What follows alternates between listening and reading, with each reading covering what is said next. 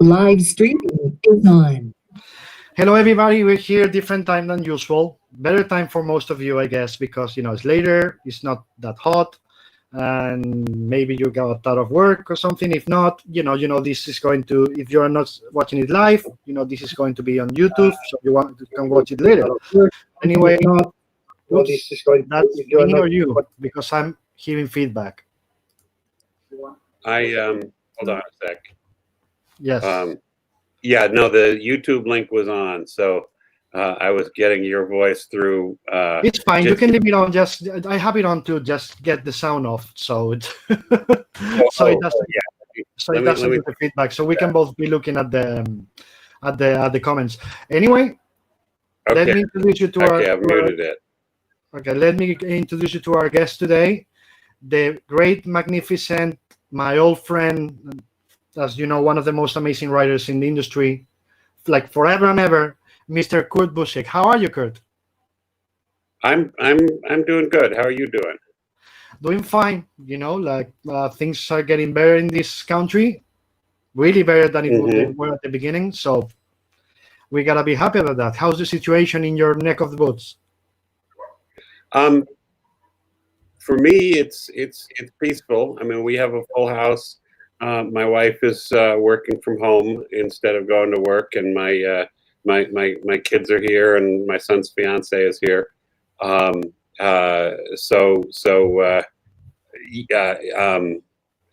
me, it's pretty much normal. I'm in this room. I'm almost always in this room. This is my office. I don't need to leave the house usually. So the big deal for me is I can't go to the movies.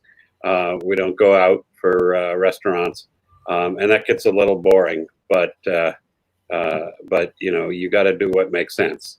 The bigger picture in the United States is not good because we've done an absolutely terrible job of trying to contain the virus. We put everybody in quarantine so that we'd have time to work up solutions, and then of course they didn't work up any solutions, and now they say, hey, now we want to reopen everything, and it's just like, well, where's the testing? Where's the tracking? Where's the stuff you got to do? And it's not there. We've got our idiot president saying, "Oh, we've done more testing than anybody else," and it's just, no, that's bullshit. They've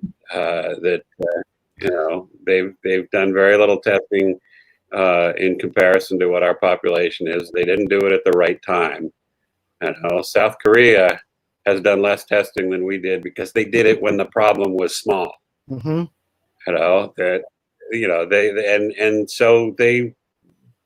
they're having a little bit of a resurgence now, but back when they started, they got a handle on it. New Zealand did a great job. We did nothing. And we've still done virtually nothing. So I don't know. It just doesn't make any sense to me. And maybe we don't have a response, a good response to the virus until next year when we have a new president, hopefully. But you happened, you went before my question. I was going to ask, what is the thing you miss the most of the situation? Like if they told you everything is solved, get out, first thing you can do, would it be going to the movies, as you just said? Probably. It's something, every weekend my wife and I would, not literally every weekend, but that's sort of a weekend ritual. What's playing at the movies? Is there something we want to see? Let's go out to the movies.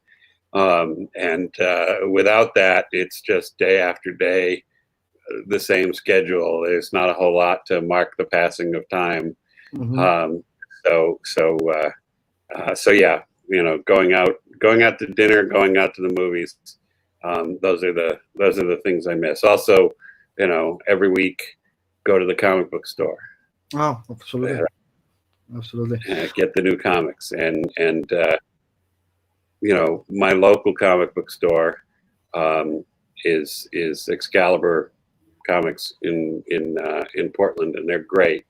But for a long stretch, they didn't have any new books coming in.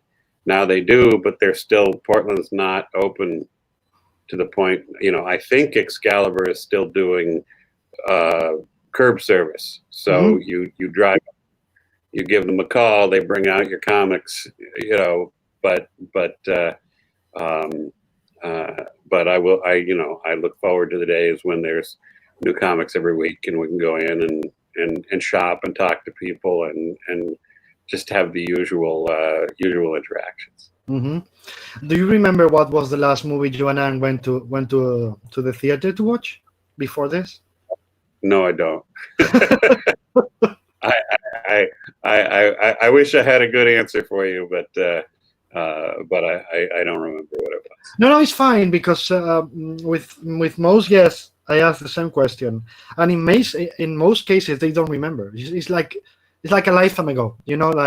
Normally in other circumstances I will probably remember, but right now, you know what, I don't. And the first time I asked the question, they answered me back, "What was the last one you watched?" And I was the same, like, shit, I don't remember either. Yeah. No. If you ask me, have you seen X movie, I would say yes or no. But if you say, what order did you see them in? I go, I don't know.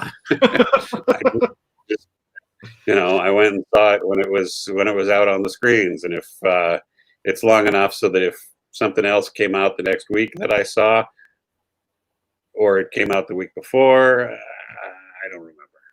That's not important. So you were, of course, you're working in Astro City. You're working on the Marvels thing. What else are you working on that you can tell us about, if you can tell us about? Well, yeah, I as you know, Carlos Pacheco and I are working on the second Aerosmith series, and just a couple days ago, I got new art from Carlos on that. Kind of a little shocking. So I won't say more, other than that you will see things in this run of Aerosmith that you did not see in the last one. But we're well underway on that. Carlos is working on the 4th issue, and later today, when I'm not talking on the internet, I'll be back to work on the 5th issue. Brent and I are working. We hope to be making Astro City announcements pretty soon. There's another project we've been working on as well, and hopefully we'll be able to make announcements about that pretty soon too.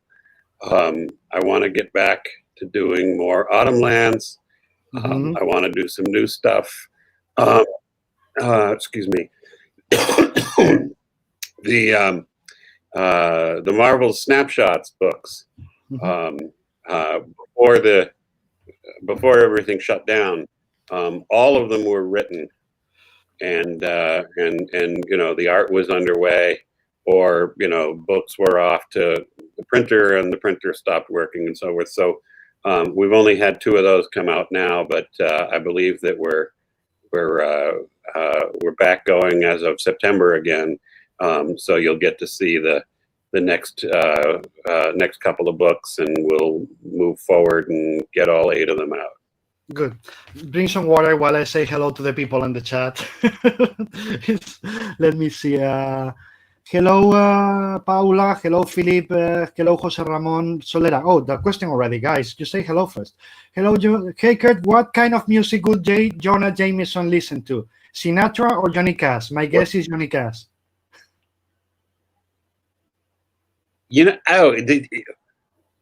I would ordinarily just say, dude, Sinatra, because J. Jonah Jameson is a New Yorker, and he's an old school New Yorker, and he's not a country guy. He's an urban guy.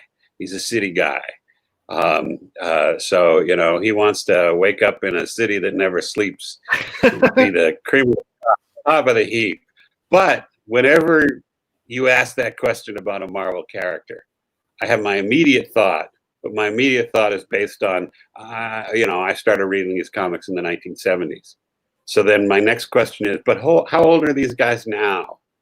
If J. Jonah Jameson is supposed to be in his 60s now, well, that's not much older than I am.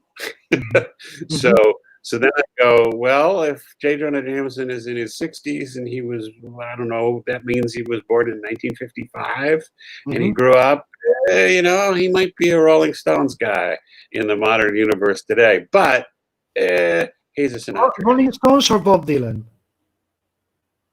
Dylan? No, Jonah is not a Dylan guy. Jonah is an establishment guy, but he's not an establishment guy to the point of being a jerk. I mean, he's a jerk about everything, but Jonah believes in a free press.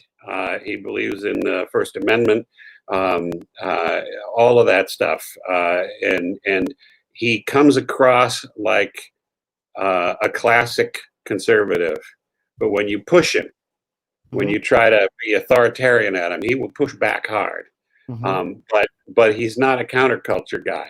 He's not a Dylan guy. If he was young, if he was my age, and I guess I'm not young anymore.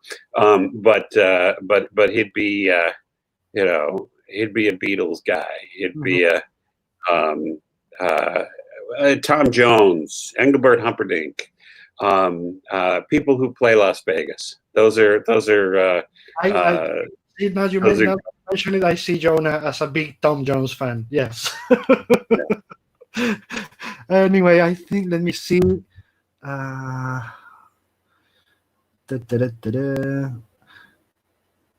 One of the things, Daniel Maine, sorry, it wasn't mentioning you. Question for Mr. Busiek. One of the things I enjoy the most about your work is that you make us really care about the characters in your stories, even if they are bad guys. So this is why I would like to ask, how did you come with the idea for Thunderbolts? Thunderbolts, I have been from a very young age. I'm always interested in stories of redemption.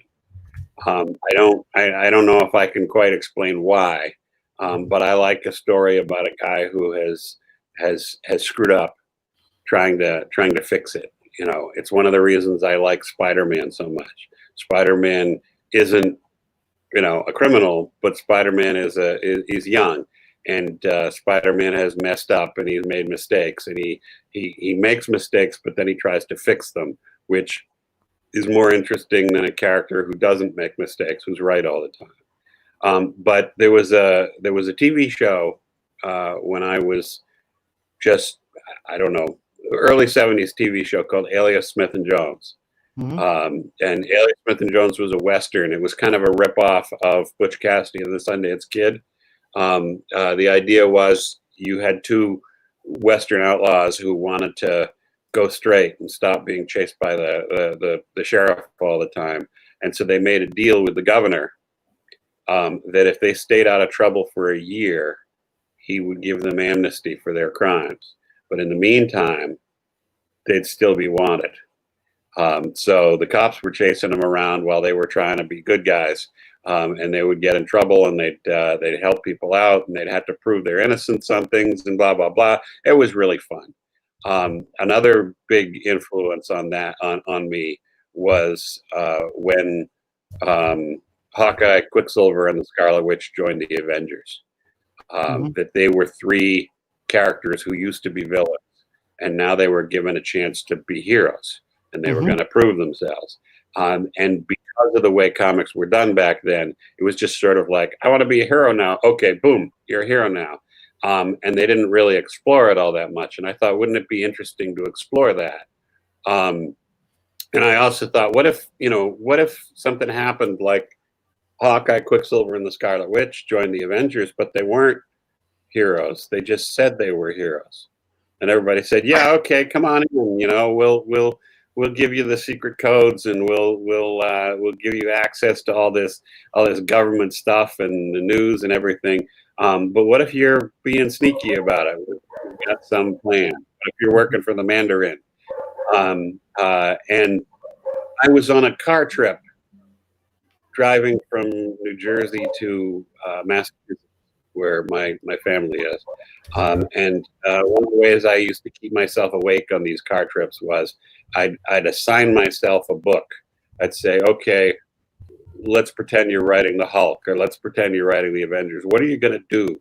So I'd think about that as a way to stay awake. And I had this idea for Avengers.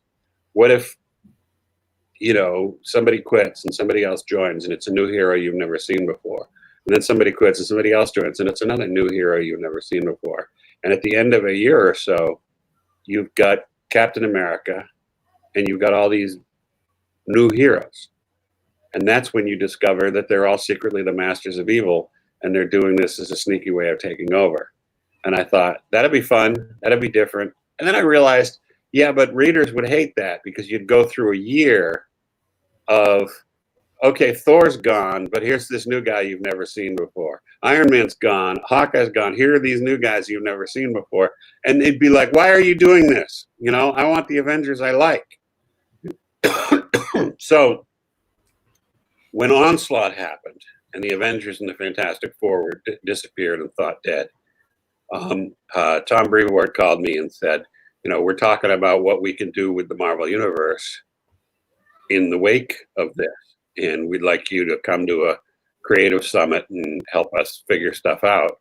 And I said, I had this idea.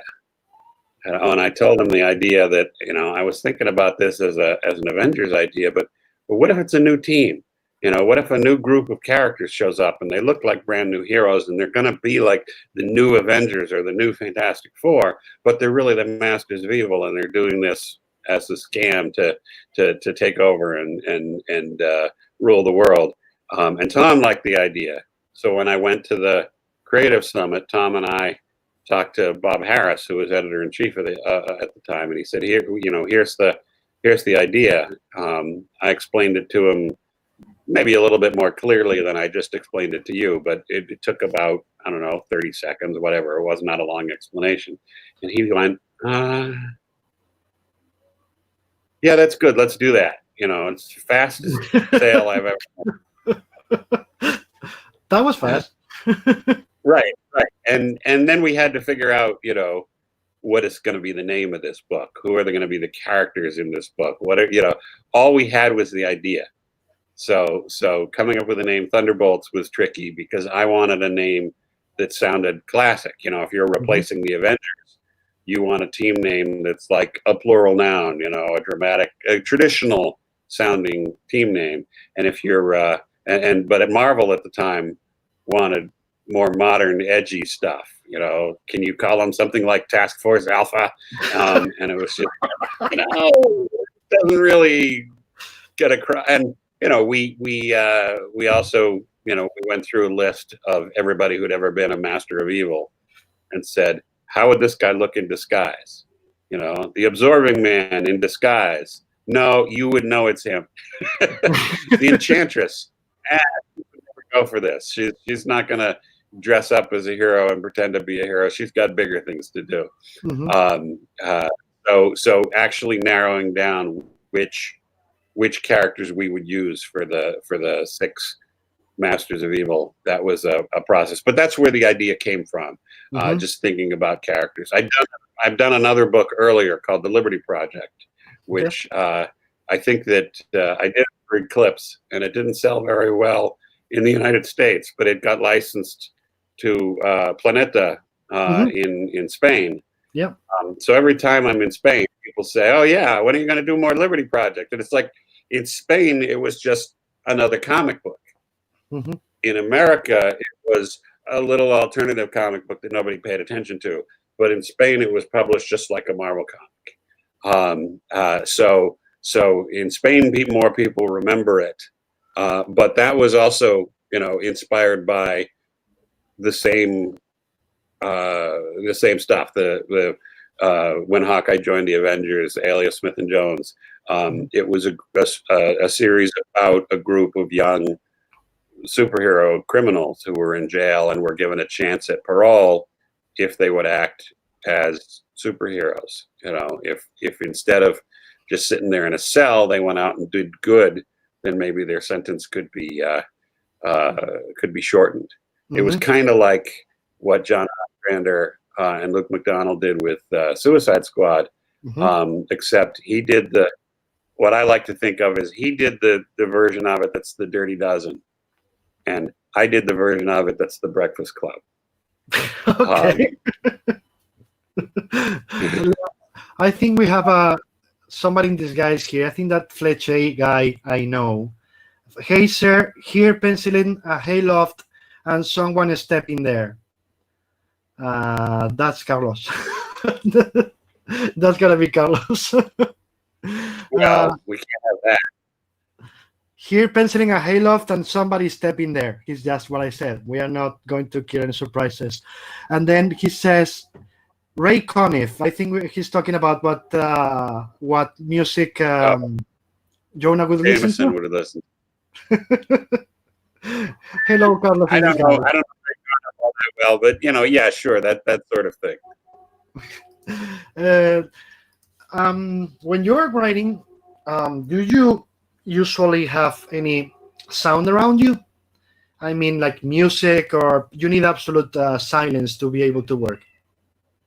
I didn't used to. I mean, I have two offices in this house. I have this smaller one downstairs, and I have a big one upstairs. And I have a jukebox in the one upstairs that's got CDs in it. And so I could put that on shuffle and just play music in the background. But the more recently, now that I've been down here, I don't play music, and I don't really notice the difference, because when I'm writing, I'm focused on what I'm writing. When I would play the jukebox, there'd be music going on, but I'd be there typing and thinking and working out story, and then I'd sort of sit back and they go, "Oh, this song is playing," and I wouldn't have been able to tell you, what were the last three songs that played. I wouldn't know. I wouldn't. My attention was all in the script, in the story. So I don't need complete silence. I'm not somebody like that. What I am is somebody who isn't going to pay attention if there's music. If I'm plotting, if I'm coming up with ideas, if I'm sitting on the couch and just thinking, then maybe music might be nice. But if I'm putting words together in order, I'm not going to be listening to the music anyway. Yeah. I couldn't have like a podcast on, where it's words talking in conversation, because that would, my mind would want to pay attention to that.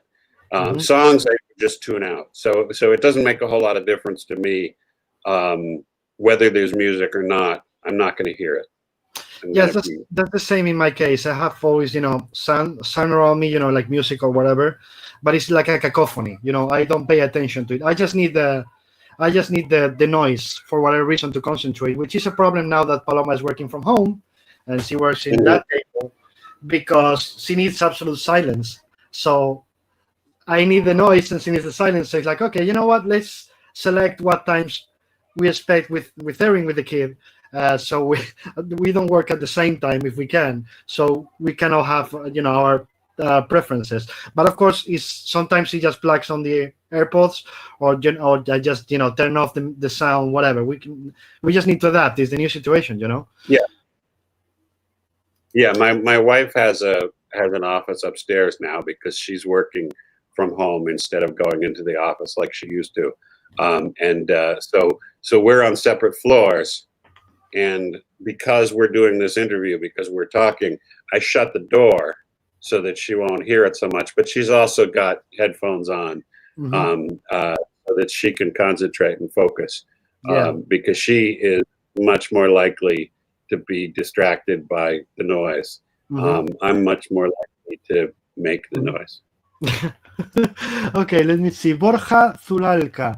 Thank you for all your work, Kurt. My first comic was an Untold Stories of Spider-Man, so I blame you for this lovely addiction to comics. Talking about Aerosmith, is it going to be a limited series again, or something more ongoing? our plan at this point is it's a 12-issue story. It's a story. It's all one story, but it takes place over 12 issues. And our plan is to do 6 issues monthly, and then take a break so that we can get a little further ahead of schedule, and then do the other 6 issues. And at that point, maybe Carlos will draw something else for a little while, and I hope I get to write it, whatever it is. But after that, we'll come back and do another Aerosmith story. So I think that it's more like we'd like to treat it like something like Hellboy, where we'll do stories, we'll do more stories. As long as there's an audience out there that wants to read the stories, we would like to be doing Aerosmith stories. We have a lot to tell. But we don't want to do it as just an open-ended ongoing series, because it takes long enough to get it done that there'd be all these gaps. We just want to do, here's a story, and then when we have the time to build it up, here's another story, here's another story. So maybe more like a series of novels than like, Avengers or Justice League. Yeah, in fact, this one was originally planned to be a novel, right? Not a comic series. Yes, it was. At one point, we wanted to do, and Vertigo wanted us to. No, it was Vertigo's. It was Cliffhanger, Wildstorm. Wildstorm wanted us to do an Aerosmith novel, prose novel that Carlos would do lots of illustrations for, kind of like the original Neil Gaiman, Charles Vess Stardust. Yeah. And that didn't happen for a variety of reasons. And once we decided, we were going to do this series, we thought, well, we have this story. It's been sitting around for years now. It's all outlined. Let's just tell this story. How many years would it take to tell this story? And I broke it down, broke the outline down into, this would be a chapter and this would be a chapter. I said, it's a 12-issue story. And so that's what we're working with here. Okay, let me see. Felipe González Hernández says, I loved Astro City. It was an amazing work. Recently, I reread all your run in Astro City in 5 days. Okay, it was very entertaining to read and see how you were linking everything and expanding your ideas. I think this will be your legacy. Okay, question. I think you already answered this, but do you know when Brent Anderson and you are going to finish the Astro City graphic novel? All I can really say about that is nothing. He's saying nothing. We hope to be making. Yeah, no. There should be some news soon. It's not going to be quite the news you expect, but it's going to be interesting news. And in the meantime, Brent and I are working away. We've been interrupted a little by the pandemic, but one way or the other, you'll see cool, interesting stories from me and Brent. That's all he can say. Don't insist. Pedro de Mercader asks, I absolutely enjoyed Marvels and Astro City. Do you think that this grounded point of view of extraordinary stuff, happens around us, makes the stuff more impressive? For the reader, that if you take the point of view of the human, of what happens with it makes a bigger impression on us as readers. I think that it does. I don't think that's the way to do everything. You certainly wouldn't. Well, actually, I was about to say you wouldn't want to see a James Bond movie from the point of view of some yeah, but that could be fun. But you want the that kind of adventure in the James Bond movie. Like the recent Avengers movies. These are fun to see, and these are very much from the hero's point of view.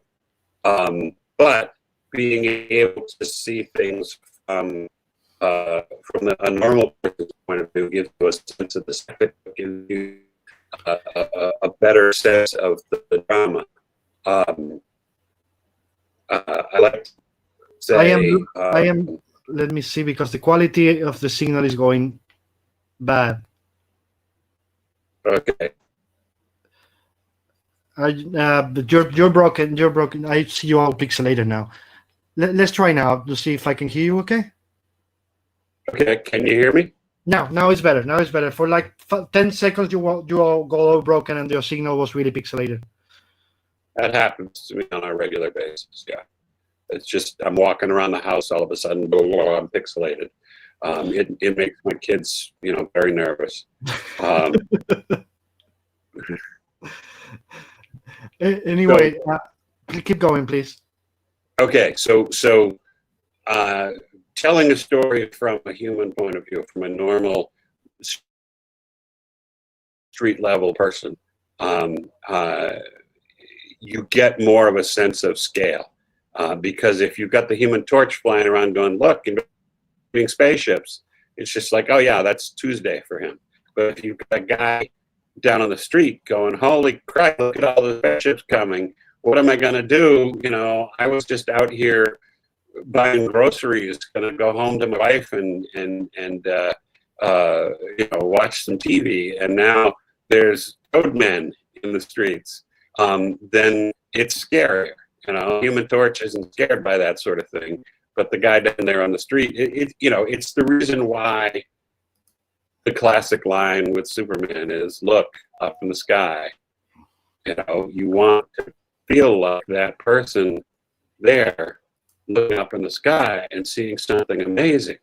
If you're up there in the sky with Superman, that's his normal. It's not amazing to him, it's just what he does. But to Jimmy Olsen, seeing him, fly around, it's really cool. It's exciting. It's shocking. It's not everyday life. So being able to have that perspective somehow, whether it's,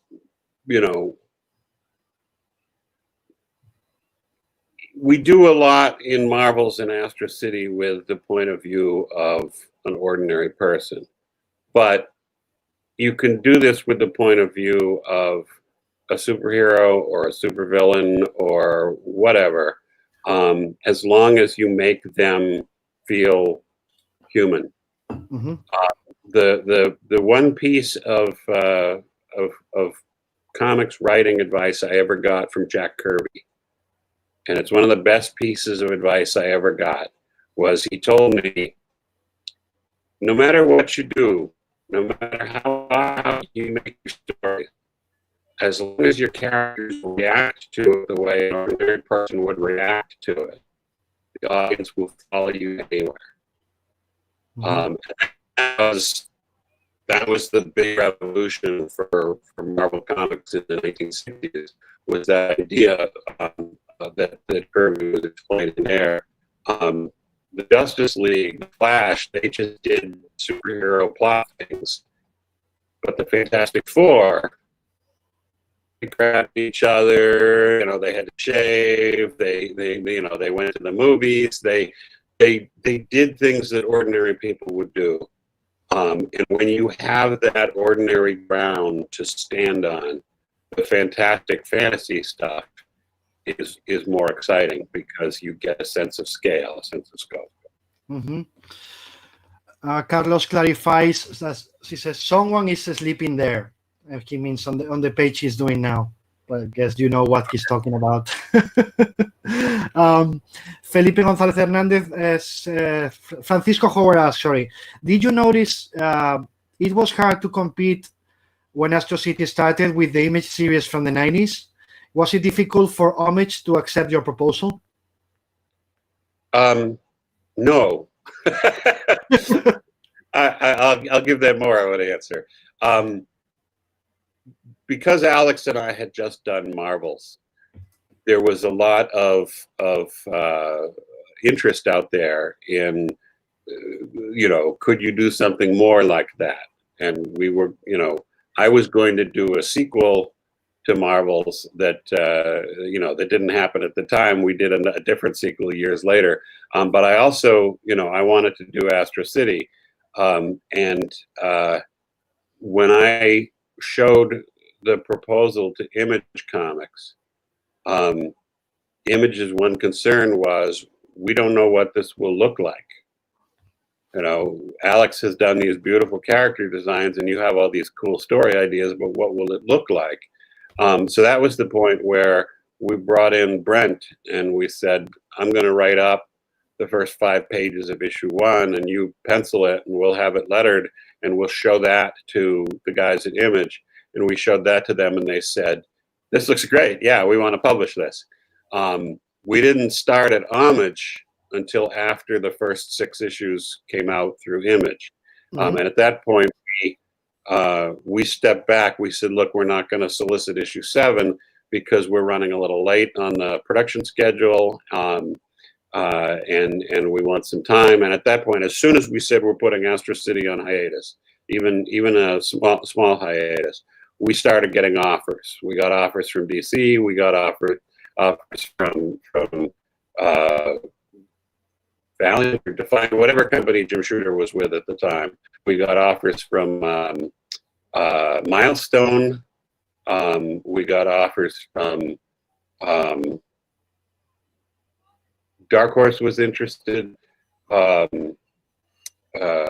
Pretty much, you know, if somebody was out there publishing superhero comics, they sort of said, well, hey, we could publish it. We could help you out with that.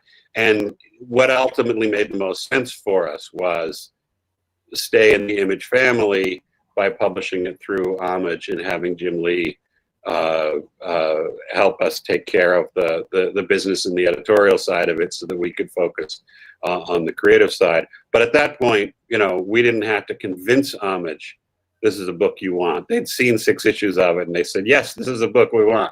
Please, please bring it to us.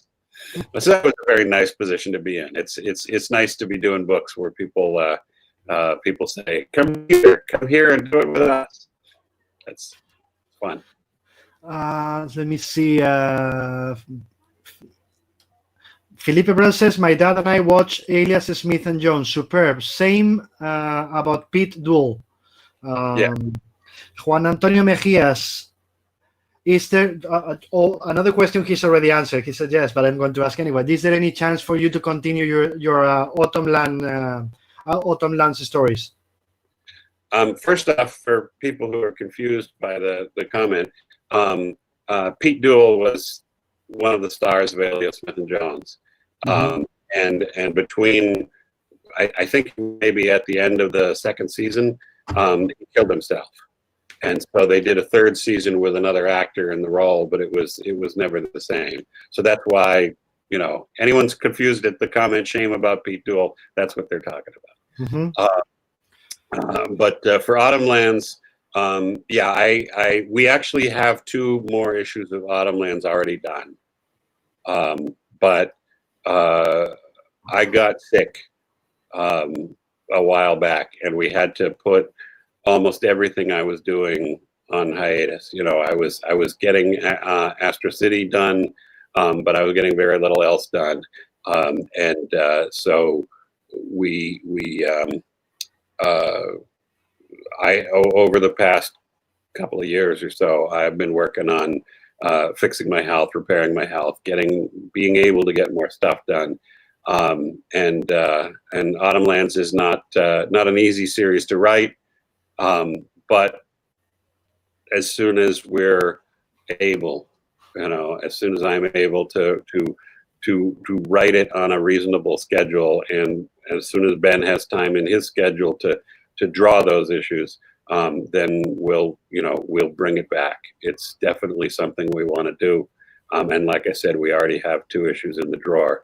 All we need is to, you know, get the writer working again. Okay. Let me see. Jorge Benitez says, I love your work, especially Astro City. I've got 2 questions for you. What's your Marvel or DC favorite comic series, which is still being published? And which character would you like to write? I guess that you haven't written yet. Well, I've written most of them. Yeah, I know. That's why I'm saying it. When I started reading comics, when I first started reading comics.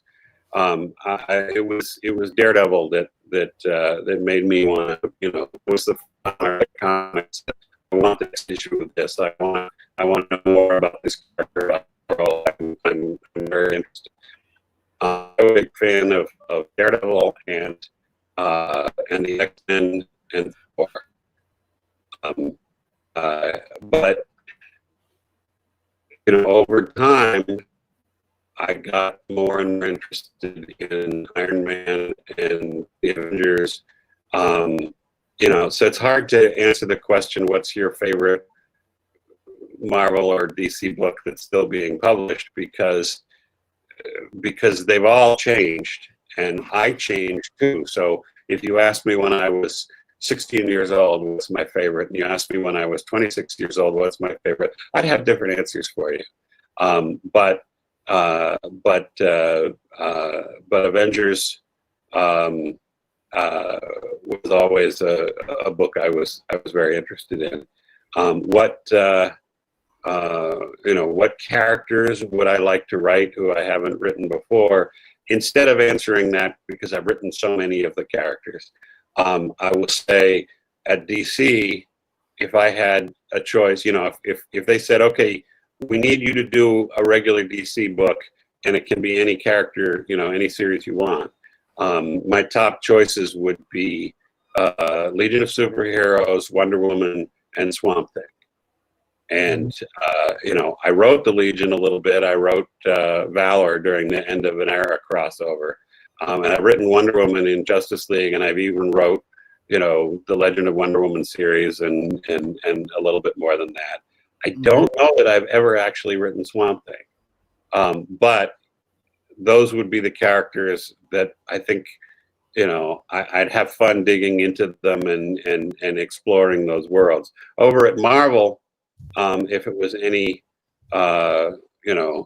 series that I haven't written before, I would probably pick Fantastic Four or Thor.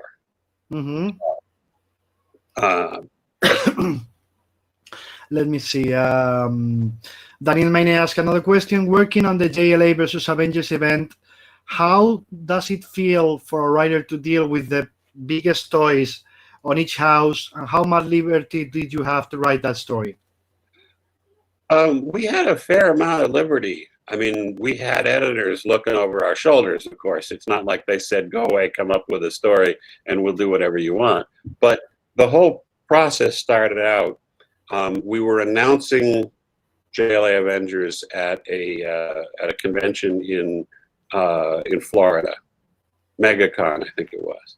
So Tom Brewer, who was the Marvel editor of the project, was there, and Dan Raspler, who he left DC while we were working on it, but he was the initial DC editor, was there, and I was there, and George Perez was there. So while we was there, we could all get together in a room, have burgers and talk about story and stuff.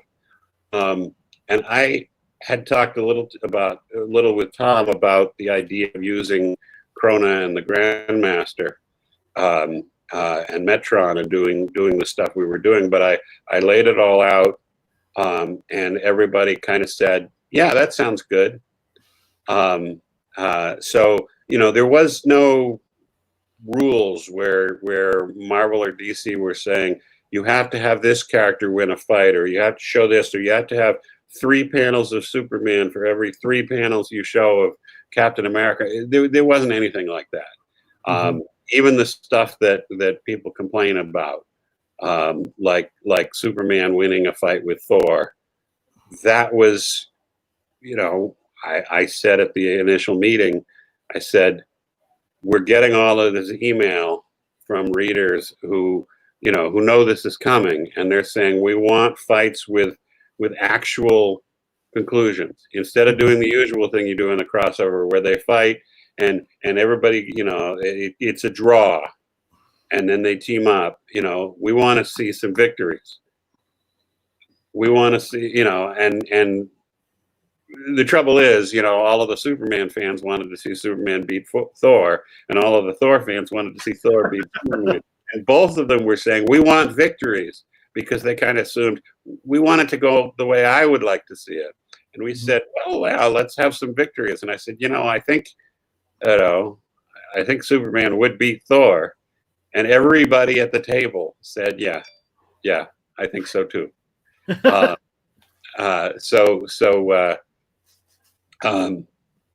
So even there, we had approval from Marvel and DC. We had approval to do it the way that we did it, but we didn't have them dictating to us, you have to do this. I mean, their initial idea was, let's do this project. Let's do 3 issues. And I said, let's do 4 issues because, I want more room. I want to make it bigger.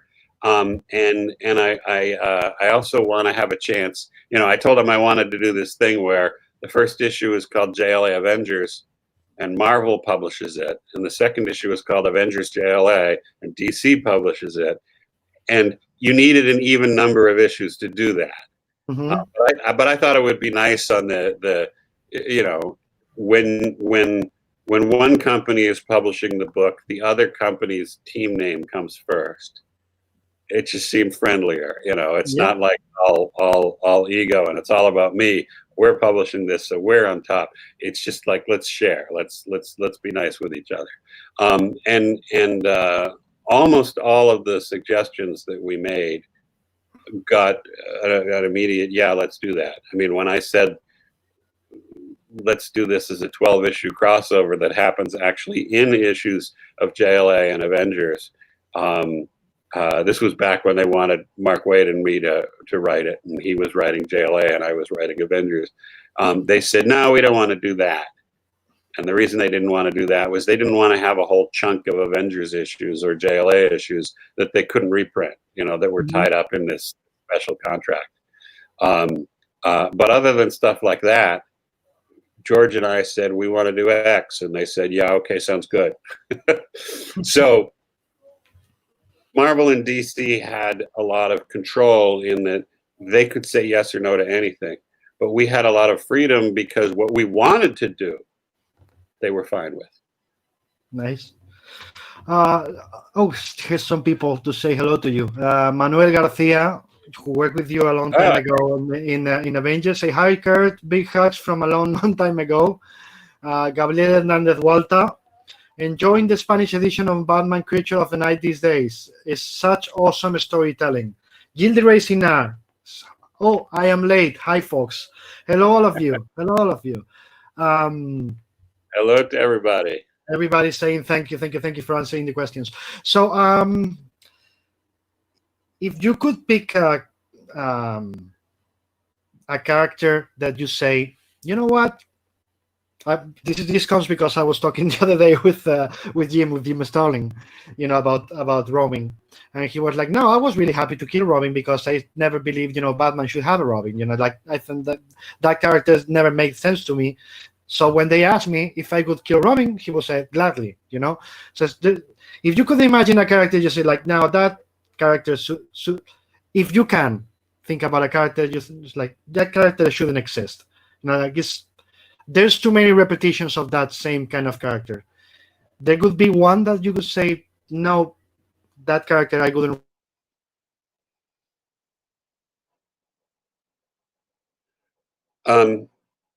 Okay, you broke up here on the sound too. So I was saying, can you hear me okay?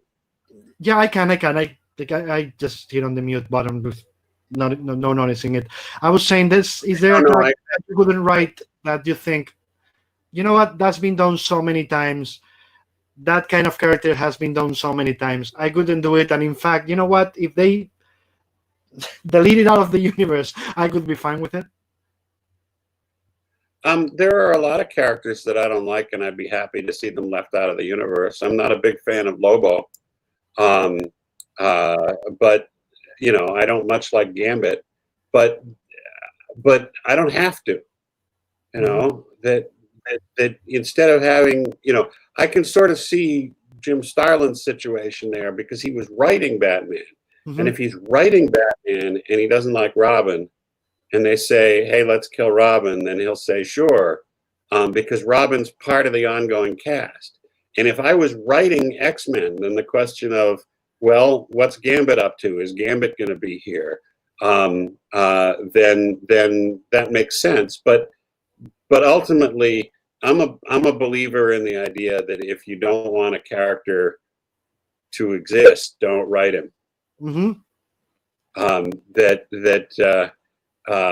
Mark Gruenwald, to pick an example, Mark did that whole Scourge story, and he set this up for a whole bunch of villains that he thought were boring, dull villains, got killed off. And, you know, if he just hadn't used them,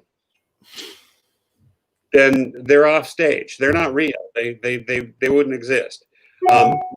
Mark didn't like the cat people from the Tigress story, from the, you know, he just didn't like them.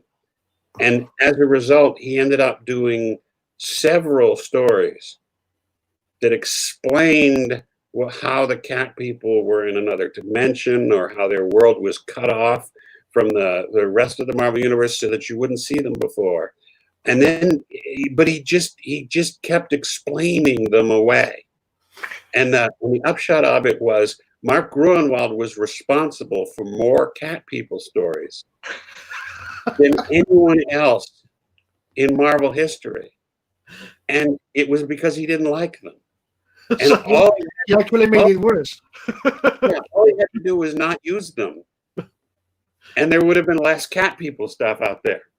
So there are characters that I have killed off. Like when I was doing Thunderbolts, I was using Baron Zemo. Mm-hmm. And it had been established that Baron Zemo got married to this character, you know, the Baroness Zemo. I did not like her. And I thought that when Baron Zemo was around her, you know, she was this commanding figure, and he was like this cringing little nobody who was doing what she told him to. And I didn't think that worked for my series. So I explained early on that while he was in prison, while they were both in prison, they told him that she had died in prison. And that's the easiest death to undo. You know, all you have to do if you want to bring back the Baroness Zemo is say, they lied to him. You know, she escaped, they covered it up, she's out there somewhere, she's doing something interesting. So any writer who wanted to use the Baroness could go ahead and do it. Yeah. But for my purposes, she was dead. And she's never appeared again. So there haven't been writers who, nobody's interested.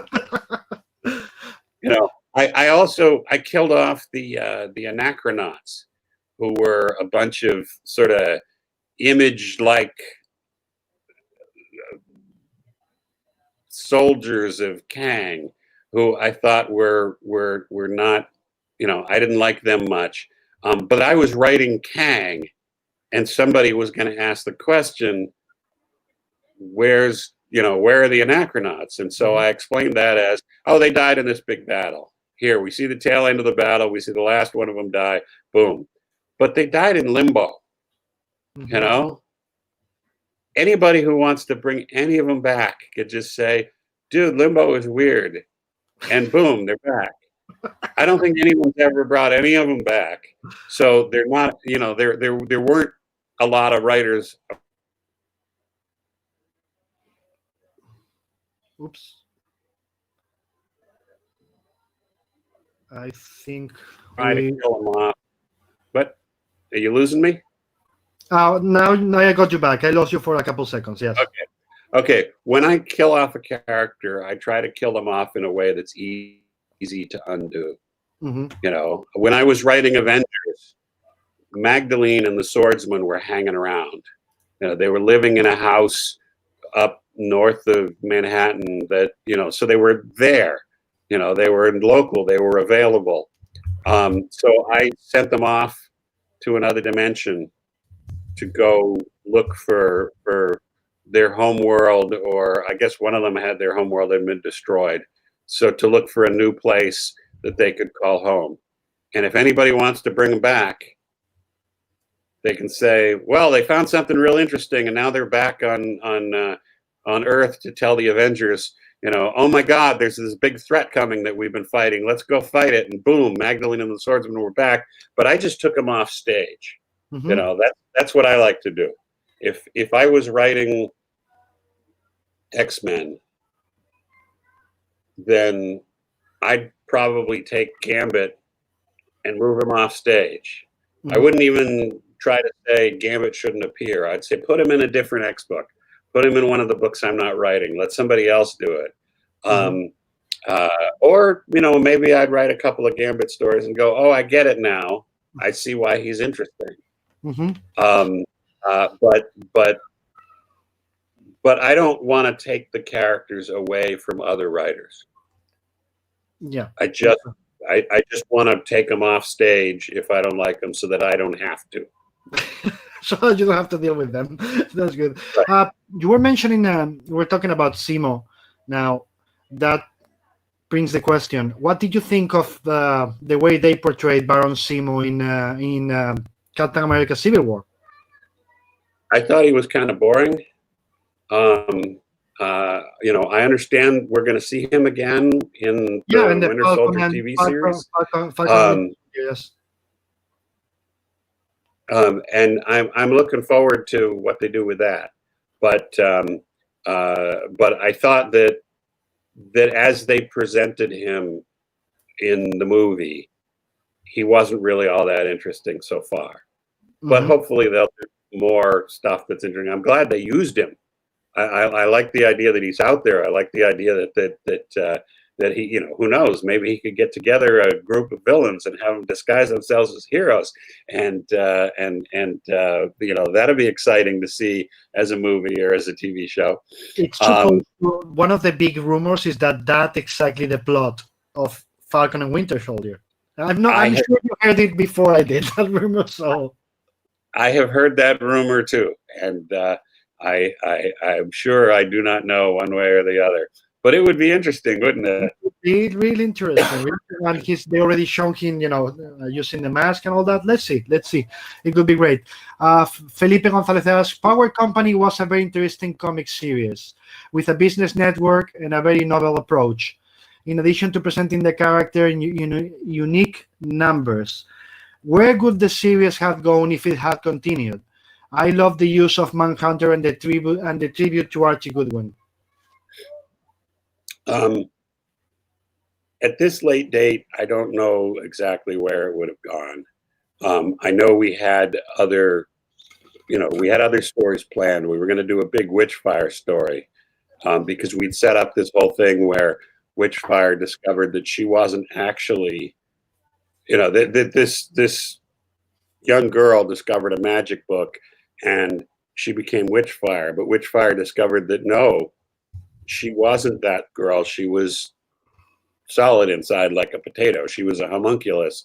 She was an artificial being. And so she was going to try to go find out what happened to that little girl. And that was going to be a story. But I had a lot of different things planned for Power Company, but it was pretty clear very early on that the book wasn't selling all that well. So we were trying to, we spent a lot of time trying to do things that would bring the sales up. We had guest stars. We brought in Firestorm as a team member,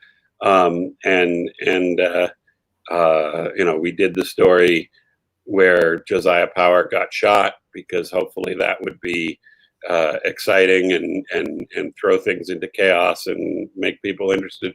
But the big problem, but that meant that instead of doing the stories that I originally intended to do, I was trying to do stories that would be exciting.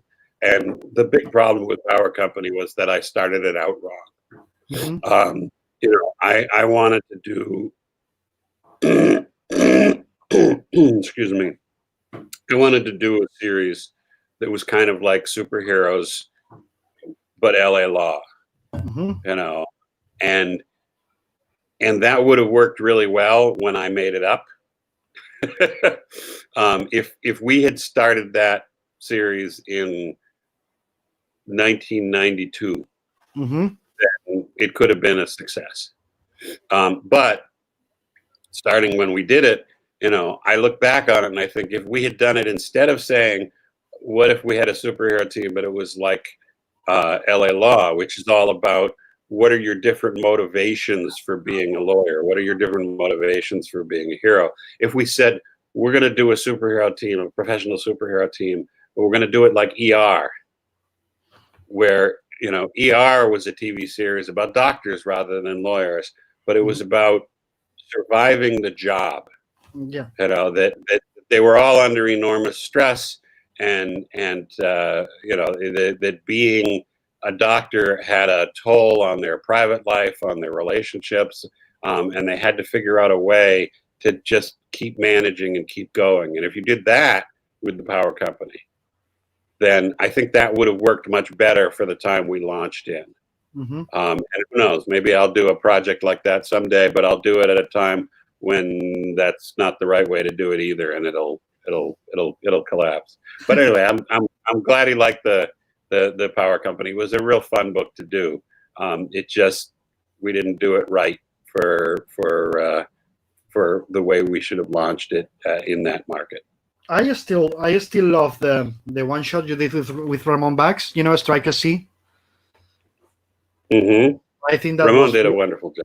I think that was an amazing job, and you remember that he enjoyed it a lot. So sometime maybe you guys will work together again. Sometime. I would like that. I would like that. I really like the way Ramon draws. He knows he knows it's mutual. So anyway, it'll happen. Let's hope so. Francisco Howard has the classic moments of the superheroes in Marvels. How did you pick them? Were they your favorites, or they just arise from some logic as the most representative? I went through the history and looked for, Galactus. We had to do Galactus. We, when we started, the original impetus for Marvels was this idea that Alex Ross had for just an unconnected anthology series of stories, painted stories about Marvel superheroes. And there were some that he wanted to explore particularly. He wanted to do an original Human Torch story. He wanted to do a Gwen Stacy story. That meant when we turned it into one big story, it had to be a period piece, because the original Human Torch and Gwen Stacy are parts of Marvel's past, not their present. So we had to do it in the classic days. But in figuring what Marvel events to see, I read through all the comics and I looked. Some of the choices were obvious. I mean, doing the Galactus story, because it's such a big event. It's something that everybody noticed worldwide. And doing the Gwen Stacy story was a way of, doing what Alex wanted and exploring Gwen as a character. The other two, I wanted to do something about the mutants, because that's an important part of Marvel history. But we also, the Fantastic Four wedding was another big event that involved, all the superheroes coming together, and it was big in the news. And if you're doing a story about a news guy, he's got to pay attention to that. And it was while I was doing the research and putting together a timeline of how all this stuff fit together that I said, well, wait a minute. In X-Men 13, they fight the Juggernaut and the Human Torch is there. And they talk about how the wedding is upcoming. But at the end of the Juggernaut story, everybody's injured. And they get out of the, they get their bandages off and everything. And they do that the same day that the Sentinels attack. But at the end of the Sentinels story, they're all injured again. And so when did they attend, the Fantastic Four wedding? They were there. So so how does this work? And I realized that the only time that they were all uninjured at a time that they could have gone and seen the Fantastic Four wedding was the night that the Sentinels attacked. So I said, holy crap, the Sentinels attacked the night of the Fantastic Four wedding. That's a story. Yeah. I'm sure that's Jack Kirby and Stan Lee didn't think about it that way. They were just doing stories, and they didn't pay attention all that much to how they fit together exactly. But doing a story that said these characters are big celebrities and everybody loves them, and these characters are hated minorities being hunted by killer robots, and it's all the same day. That made it an event we needed to do. The first, the first issue, the biggest event that we have is a Human Torch Submariner fight, and it's because if you talk about the golden age of Marvel Comics, the Human Torch fighting the Submariner is one of the big things. We didn't do the big Human Torch Submariner fight. I mean, we did a little bit of that fight, the one from their first fight from Marvel Mystery Comics. But the one we used as the climax, where the Human Torch, where Namor floods Manhattan. Mm-hmm. That's their second big fight. And I didn't know that existed until I did the research to see what was going on, what stories can I use. And I said, look at this. That would look great, painted by Alex, big pages. So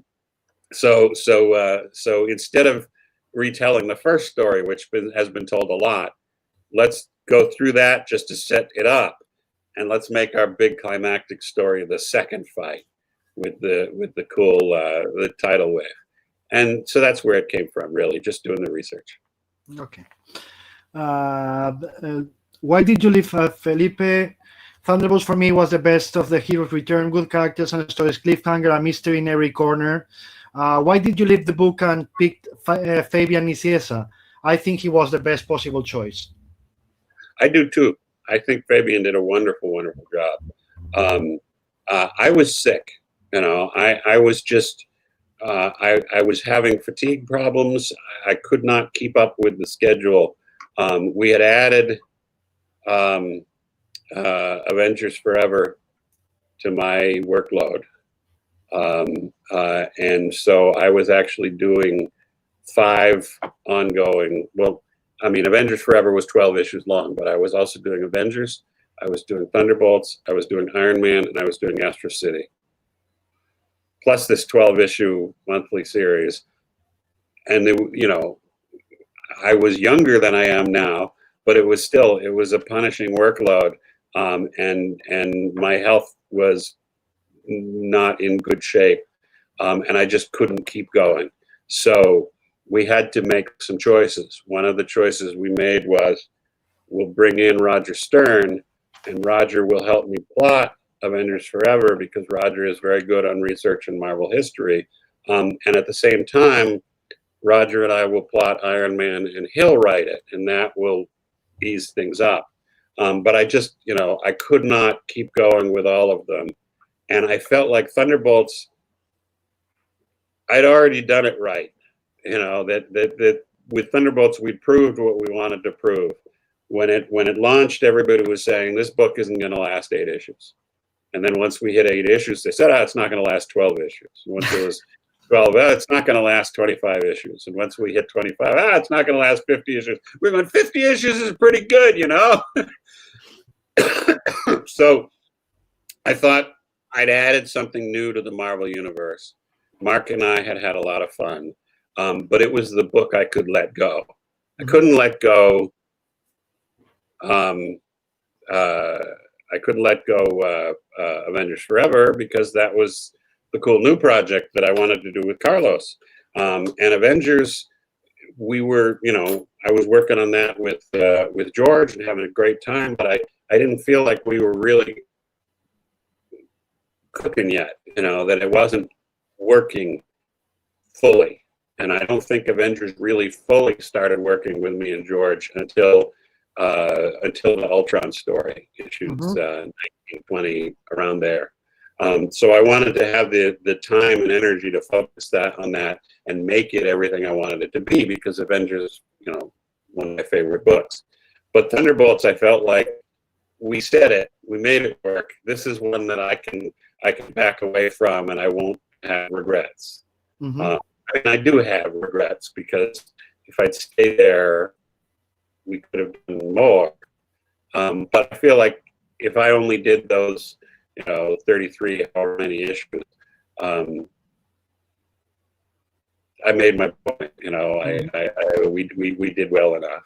And Fabian and I are kind of simpatico, and Fabian is the kind of writer. I mean, Thunderbolts is a book that feels like an Avengers family book, but it's a book about characters in conflict with each other.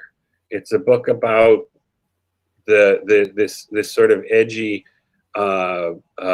tension between the characters. So it feels like an Avengers family book, but it writes like an X-Men book. That the X-Men aren't all there for the same reasons. Cyclops wants to be a hero. Wolverine, wants to prove something. Other characters might be there because they feel abused by the public, and this is a refuge. That the backstage goings on at X-Men are part of the main drama, where with the Avengers, everybody's there for the same reason. Everybody wants to be an Avenger. Everybody wants to fight the bad guys. And when the backstage stuff, they go home, except for the few who live in the mansion. They go home and lead their ordinary lives. They have their own series, whatever. Thunderbolts, it's all this, backstage workplace drama. And Fabian is really good at that, through New Warriors, through X-Force, through X-Men, all of the stuff that he'd done that was anything like that proved he was really, really good at that sort of thing. So I suggested to Tom, get Fabian for this. And Tom was the editor, so Tom could have said, no, I'm going to get some other guy. But Tom said, yeah, that sounds like a good idea. And he offered it to Fabian, and Fabian did a wonderful job. Let's see. Francisco Howard asked, Liberty Project was one of your first projects with a group, a team book, who wanted redemption. How will you decide to create this series? Well, I think I talked about that a little earlier, but actually the impetus for Liberty Project was that, believe it or not, Captain America wasn't selling very well. And I was working up at Marvel on Marvel Age magazine. Actually, this might have been a little after that, but I knew that Captain America wasn't doing all that well, and Marvel was looking for ways, Tom DeFalco was specifically looking for ideas on how can we make it sell better.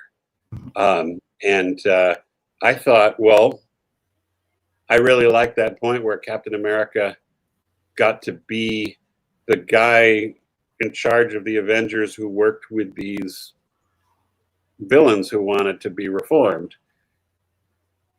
But like I said earlier, it didn't get to explore the Reformation process all that well. So what if there's this new group of, Captain America and 4 young supervillains who wanted to be heroes. And so I wrote that up, and James Fry did some sketches, and we showed it to Tom DeFalco, and Tom said, this isn't a bad idea, but the problem with it is it's not a Captain America solo idea. I mean, if this was a really good idea, these guys should have their own book. And we said, well, we don't see a problem with that. If you do this in Captain America and they're popular, give them their own book, have Captain America in a solo book as well, but this will get people more excited again, kind of like when they had Superboy become Superboy and the Legion of Superheroes, and then they launched another Superboy title and they had both. But Tom, for whatever reason, said, this should be its own thing. This shouldn't be a Captain America series. So we reworked it as its own thing. And the Doctor in Liberty Project, Dr. Linear, that's the role that Captain America kind of would have been in if it had been a Marvel project. And we pitched that around. We pitched it to Marvel as a separate series. We pitched it to DC. We pitched it to Eclipse. We ended up doing it for Eclipse, but that was literally, it came out of, what could we do to make Captain America sell? Okay. People will find it strange right now to talk about those sales for Captain America, but there was a time when he was really a low seller for Marvel, right? Yeah, it wasn't, for whatever reason, Captain America was in kind of a sales lull. What they brought him back to the Avengers and they made him the leader of the Avengers again, and they did some less dramatic stuff than what we proposed, and so whatever they did, worked well enough. But this happens behind the scenes. Where to the reader, to the people out there in the audience, they want it to look like everything's going along smoothly. But underneath, back in the offices, they're going, what do we do? We got to fix this, They don't want you to see them trying to figure it out. Mm-hmm. That doesn't mean they're not trying to figure stuff out. Absolutely. Are you fine if we continue with some more questions? You need to, when you need to just tell me, I need to be off, we are off. Don't worry about it, okay? People are used to them. I can keep talking for a little bit. Okay, let me see then. Unai Herran says, I don't know if it's been asked already, but I will appreciate anything KURT can tell us about Astro City. How it was created, developed, etc. Plans for the future, no, tonight we are not going to ask about that because he already told us about the plans for the future. I'm sorry. Well, just to quickly talk a little, I'm happy to.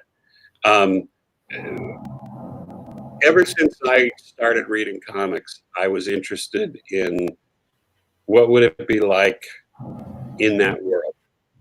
I didn't walk down the street headed for school thinking, boy, if I was Spider-Man, I could hop over those lampposts. I thought, if Spider-Man was real and he was hopping over those lampposts and I'm down here looking at it, wouldn't that be cool?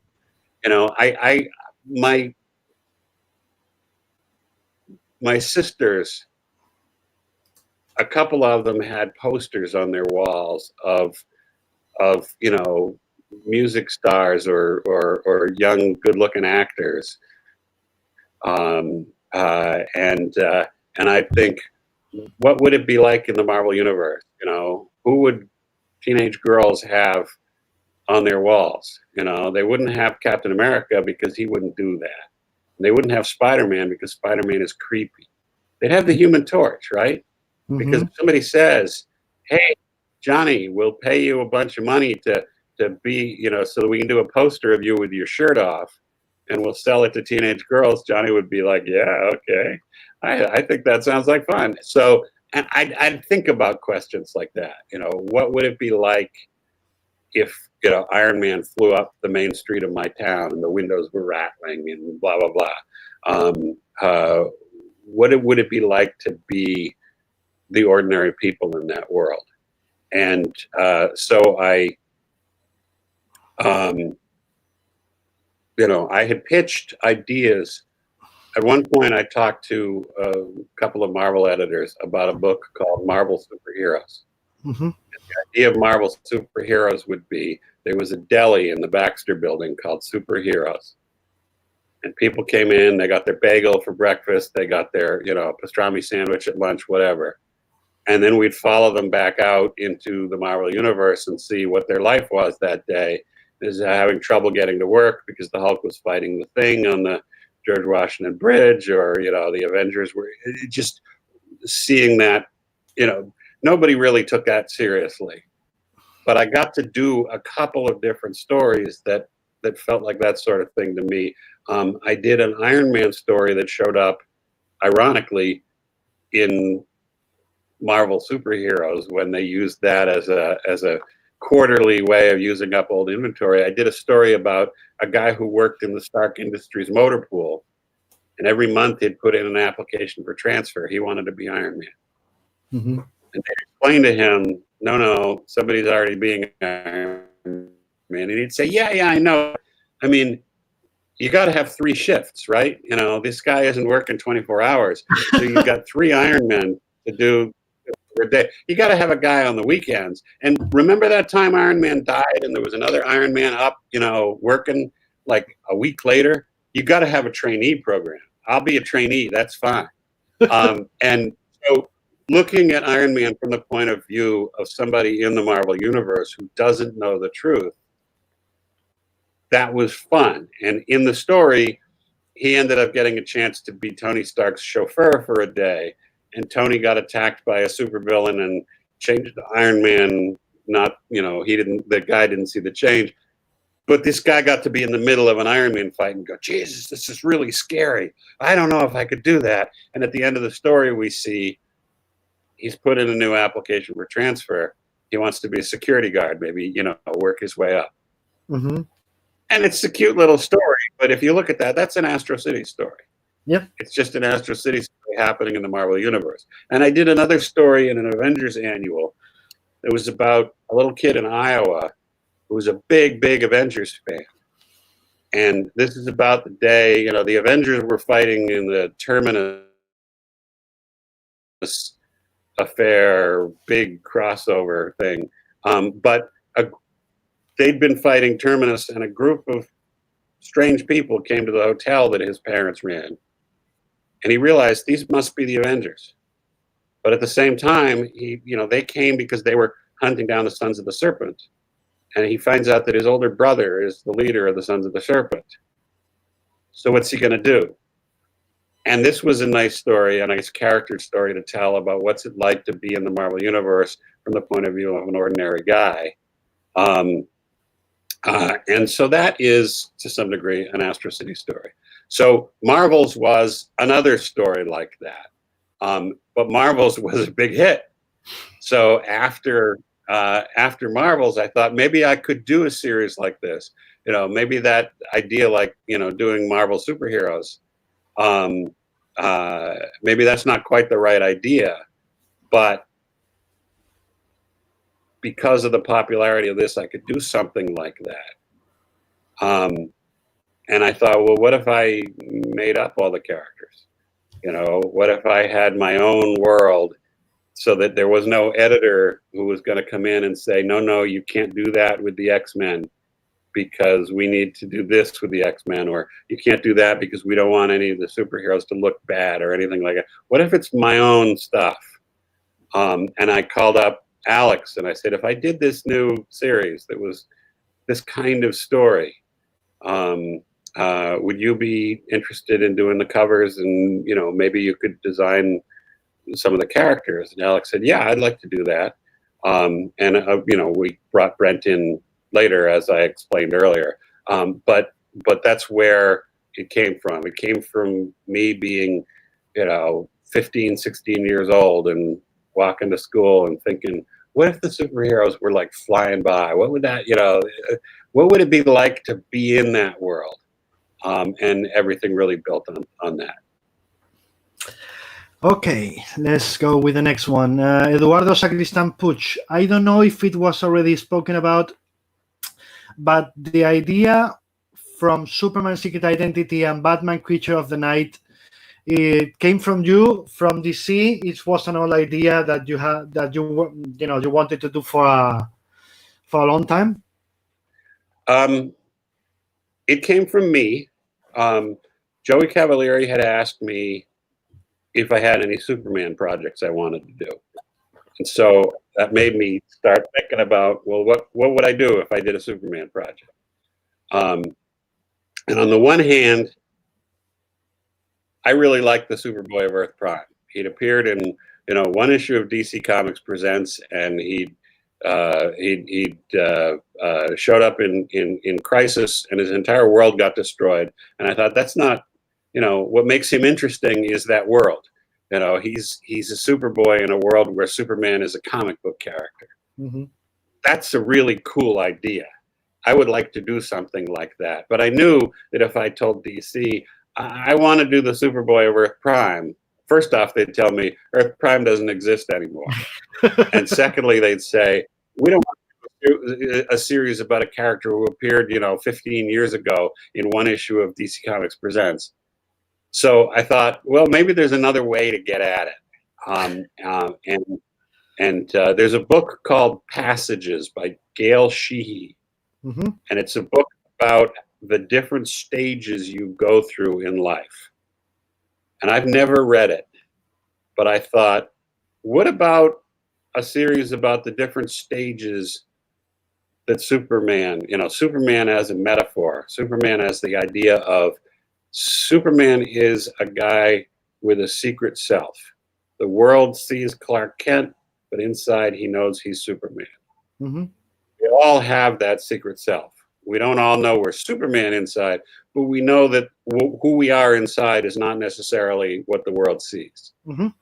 What about a series where you take a character like the Superboy of Earth Prime, and we see him as a teenager going through the things teenagers go through. We see him as a young man falling in love. We see him as a man on the verge of fatherhood. We see him as a man approaching retirement. And we look at how that metaphor works. That secret self. What does that say? How can we express stories through that idea that will be about the changes that anybody goes through in those stages? And so I pitched that to Joey, and Joey thought, this sounds good. This sounds like a fun idea. I wrote it up as a pitch. He showed it to, the appropriate other editorial people. We got it approved, and we went, then we offered it to Stuart Immonen. And oh man, Stuart did such an amazing job. It's a much better series than it would have been because Stuart was involved. The writing had to be better to match up with that art. But that's where it came from. I didn't tell them until after it was already approved and underway. Oh, by the way, this is my way of doing the Superboy of Earth Prime. Because I figured if I said that earlier, they might just cancel it. Batman Creature of the Night was, they wanted Superman's Secret Identity did real well. So they said, what could you do? Can you do something like this about Batman? And way back when I was in high school, when I was talking about these characters with Scott McCloud, I would make the point that Superman is a teenager character. Superman is an adolescent idea of Clark as the adolescent and Superman as the adult.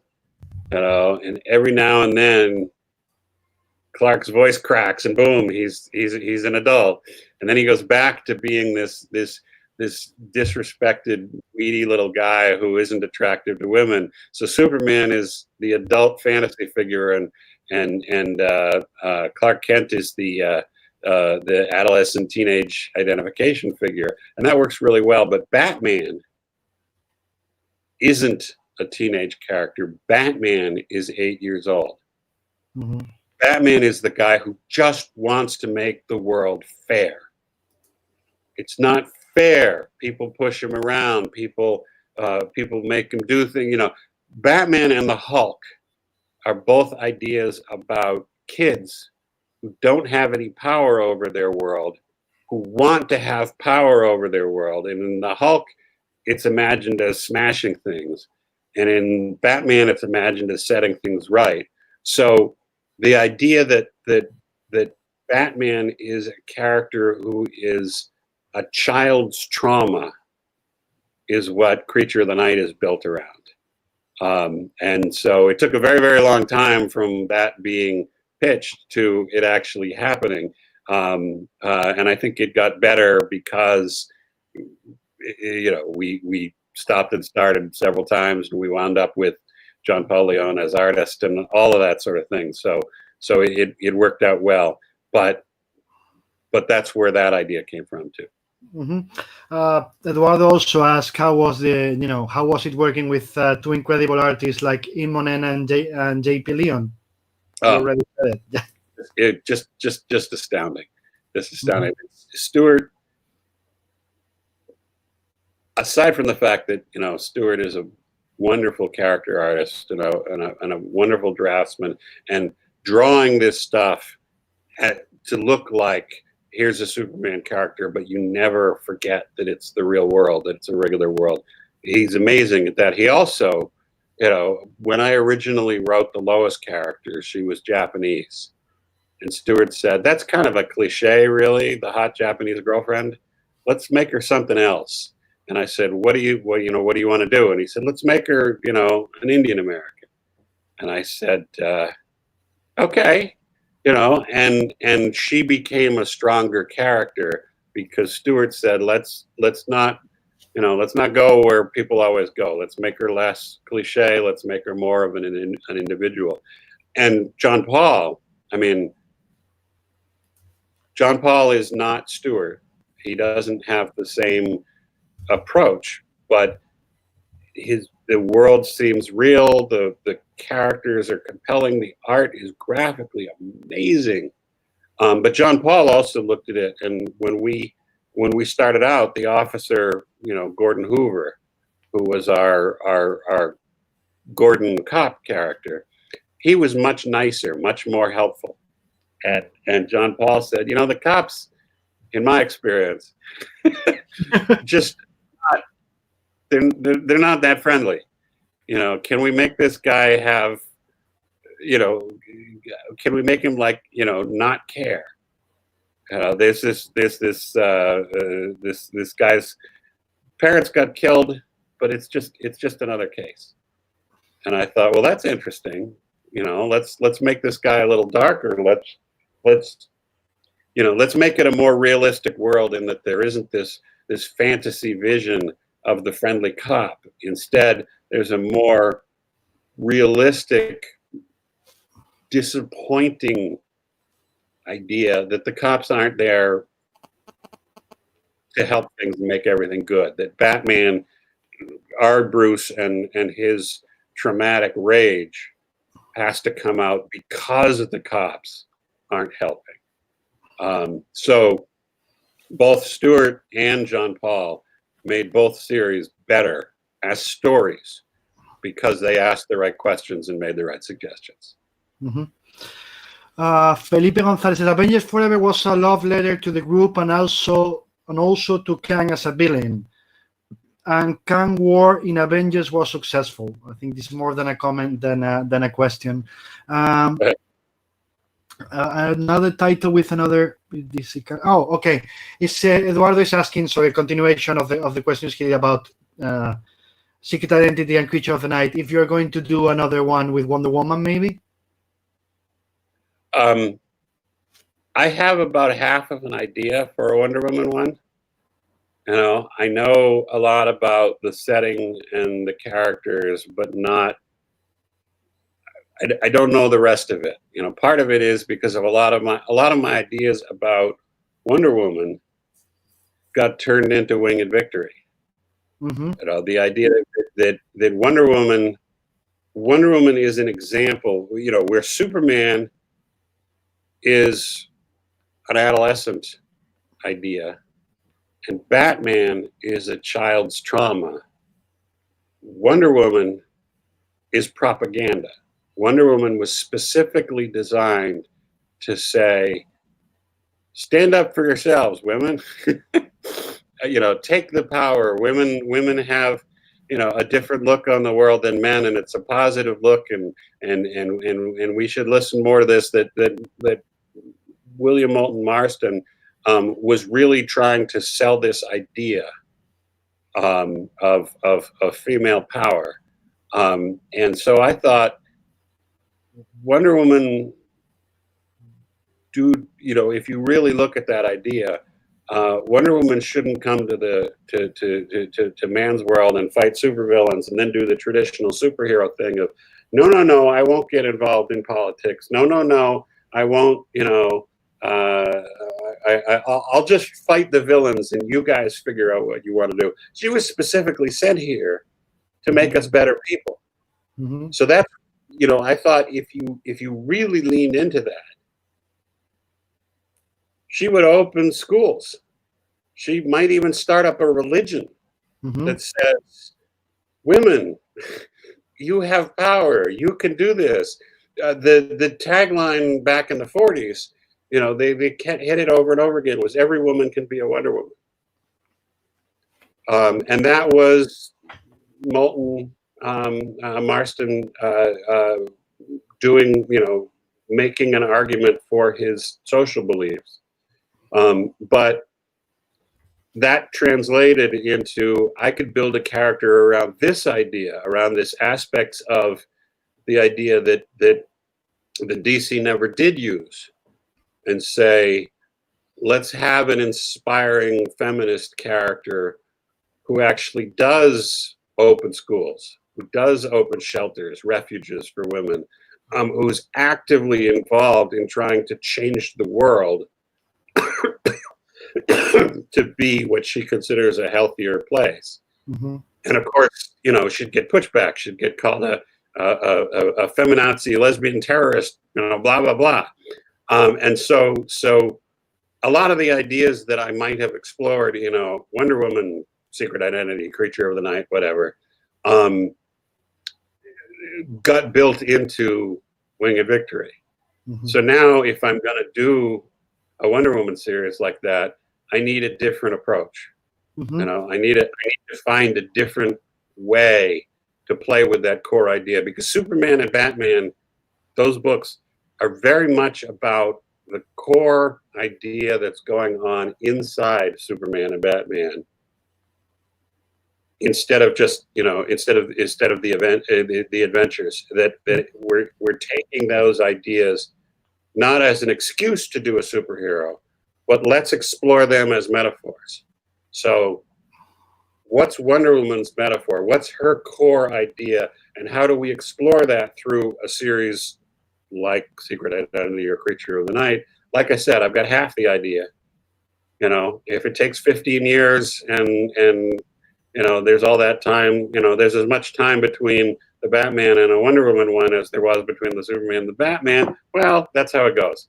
But I'll keep. I expect that DC will be interested when and if I ever come up with the rest of the idea. Good. Pedro, this is okay. By any chance, that KURT remembers when comics started to be distributed on Wednesdays? I don't remember. I mean, I know that there were different days that they came out, and I would go to the comic book store on those days. But I don't remember when they shifted from day to day. Mm-hmm. I would just adjust. So no, I don't know when they started being on Wednesdays. I know that's because you, Pedro, want to write an article about that, and you're trying to find somebody who remembers, and nobody does. So you have a problem there. So Felipe Gonzalez says, "Wink, wink, joke. Did you become continuity defender of continuity due to be the man who make Jean Grey return? Is Chris Claremont still in talking terms to you?" At the time that I came up with the idea of how to bring Jean back, Jean wasn't actually dead yet. You know, we heard through the grapevine that this was going to happen.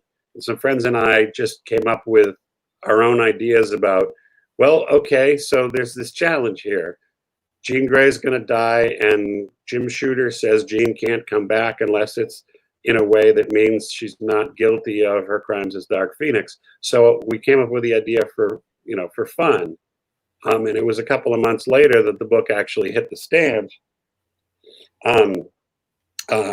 So I didn't know Chris then. And at the time that the story was done, and it wasn't done. I didn't pitch it or anything.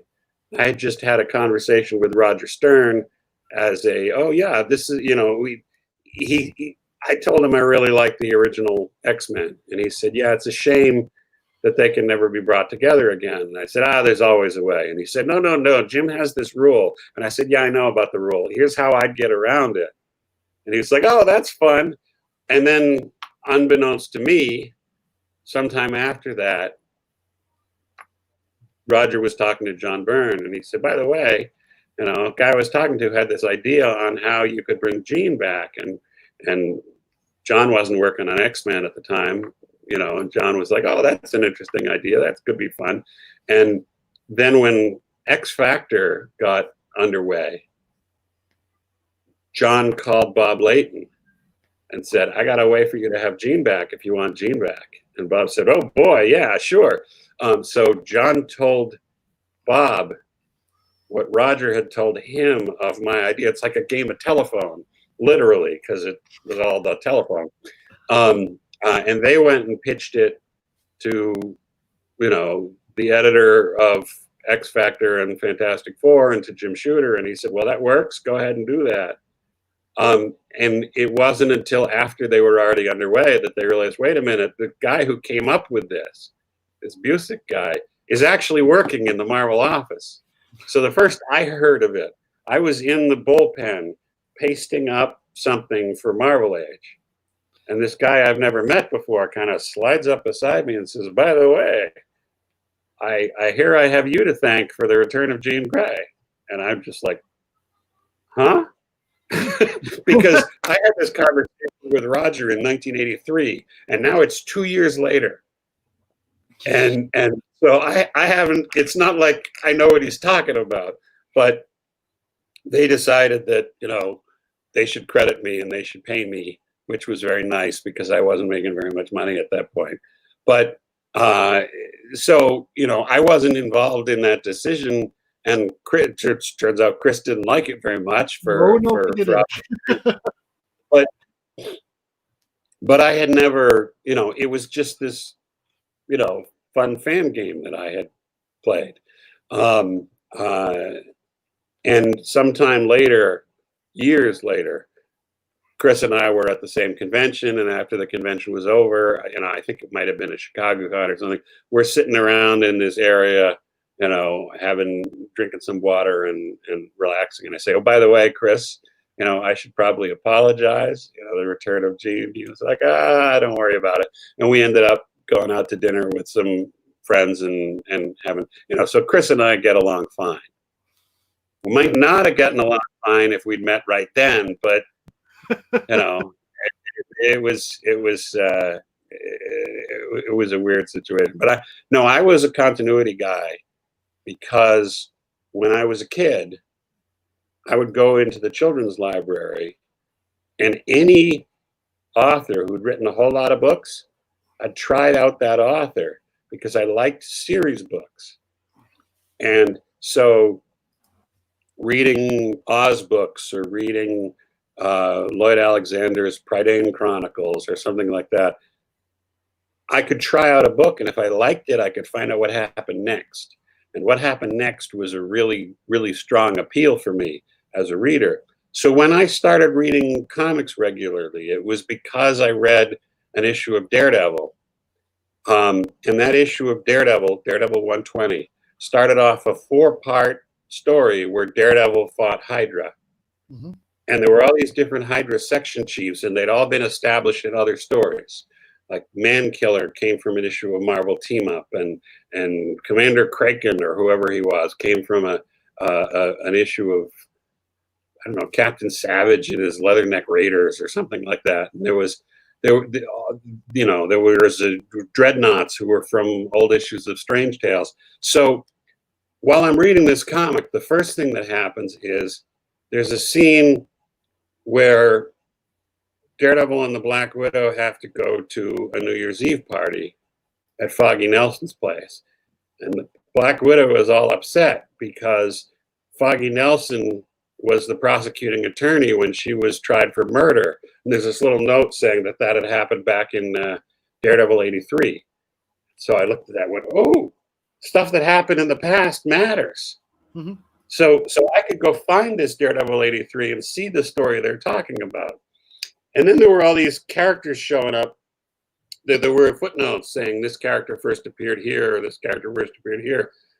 Daredevil 120 didn't have a letter column. It had a text piece that was the history of Hydra that talked about all this stuff that happened in different comics, you know, in Tales of Suspense and in Strange Tales and this, you know, in Captain America and blah, blah, blah. And it was continued in the next issue, even this Hydra history. So I got this, like, you know, absolutely concentrated education in the idea that in Marvel Comics, stuff that happened in the past mattered. But not only that, but there were all these other series, and stuff that happened in those other series mattered too. So it was sort of like if the Oz books and the Prydain Chronicles and the Nancy Drew books, they all happened in the same world. Mm-hmm. And Nancy Drew could meet the Wizard of Oz, you know? Yeah. What would that be like? It was like, boom, this is amazing. So I had to find a comic book store, and I had found a comic book store by the time the second issue of that Daredevil story came out.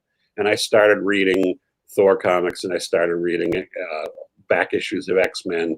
There weren't any new issues of X-Men at the time. And I started, you know, picking up Iron Man and you know, that the way that world fit together, that's what made me a continuity guy. Mm-hmm. Felipe Gonzalez, look, I wanted somebody to ask about this because I love the book, as you know, Kurt. Wizard's Tale was one of your first iterations writing fantasy. How did you get the idea? I find it a wonderful comic book. Well, thank you. The Wizard's Tale has two different origins. The first is I'm a big fan of James Thurber, and James Thurber wrote a fantasy novel, something called The 13 Clocks. Mm-hmm. And he wrote another called The Wonderful O and another called The White Deer, but The 13 Clocks was the one I really, really, really liked. And I wanted to write something like that. And when I was in college, I started writing a story that was about an evil wizard who didn't really want to be an evil wizard, and so we went off on a quest of how do you become a not evil wizard? How do you change? But also, Dave Wenzel, the artist on the Hobbit adaptation, had a project he wanted to do called The Magic Book, and he'd come up with these characters for it, including this wizard character and this magical frog toad character, and he had talked to Eclipse. Eclipse had done the Hobbit adaptation, and they wanted to do a Lord of the Rings adaptation, but they were negotiating for the rights. And so while they were waiting to see if they could get the rights, they wanted to keep Dave busy. And he'd shown them what he'd done on the Magic Book, but he'd said, the guy I was working with as writer, he told this whole story about this kid who meets all these characters. But I don't like it because I want to tell a story about these characters and not about some kid that you know has an adventure where the characters I like are the background characters. So Cat Ironwood came to me and said, here are these character designs that Dave Wenzel has come up with. Maybe you could come up with a story where, you know, they're the characters. And I looked at that and go, here's a wizard. I got a story about a wizard. What if he's an evil wizard who's not very good at being an evil wizard? And instead of doing the story that Dave's friend had come up with, I said, I know what you want. You want this guy to be the lead. So we could do this, this, and this. And I took basically his characters and my story, or you know, a version of my story, because my story was very different, and I stuck them together, and he was excited about that. So we did that, you know. So we each came up with something independent, and then we braided them together, and that's where the Wizard's Tale came from. That's gotta be amazing. You know, coming from two different, completely different points. You know, he came with his stuff. You guys like, and you've made it work. You know, like, oh, got this. I got this. Boom. You know, that's gotta be amazing. That's the fun part of collaboration, of sharing ideas and building off of different things. It's fun to work that way. I mean, that's how Marvel's happened, where I had these stories that I had wanted to tell that were about what's it like to be an ordinary guy in the Marvel universe, and Alex had these stories he wanted to tell. He wanted to do painted stories about the Human Torch, about Gwen Stacy, about the Submariner, about the Thing, and so we took my ideas and his ideas, and we found a story that both of the ideas would fit together. When maybe you already answered this in a way, but when you were doing, you know, Avengers was one of your favorite books, as far as I know. Avengers, in a way, having reached the point where you do Avengers, you know, like the biggest Marvel book, blah blah blah, of your favorite, did that make you think about, now I need to do my own creator own thing, and took you, you know, to do Astro City, etc., or it wasn't connected at all? Well, I started doing Astro City in 1995, and I started doing Avengers in 1998 or 97, actually. So I knew all along I needed to do creator-owned stuff, and I'd done creator-owned stuff. I did the Liberty Project. I had done beginnings of a project called the Magic Shop, as a backup in Zot when Scott McCloud was doing Zot. But, you know, I liked the big superhero universes. I liked Superman and the Justice League. I liked Captain America and the Avengers. So there was always this, you know, if they're filling my time doing stuff I like to do, there isn't as much time left over to make up, you know, my own books. But I knew that I wanted to. You know, and Astro City was in 1995. You know, at that point, I had been in the industry 13 years, and I had only done a couple of creator-owned projects. So this was, you know, I wanted to do more. I wanted to make up my own stuff. I mean, after Marvel's, I had talked to Marvel. Marvel was interested in, you know, what else would you want to do? So I came up with a number of projects that were new characters, and I pitched those, and they didn't end up going anywhere. And one of the thoughts I had with them was, why don't I turn them into creator-owned books and pitch them at Image? And when I pitched them at Image, the Image guys weren't interested in those specific books, but that was the connection that led to me bringing them Astro City. So I was looking for ways to create my own stuff. When I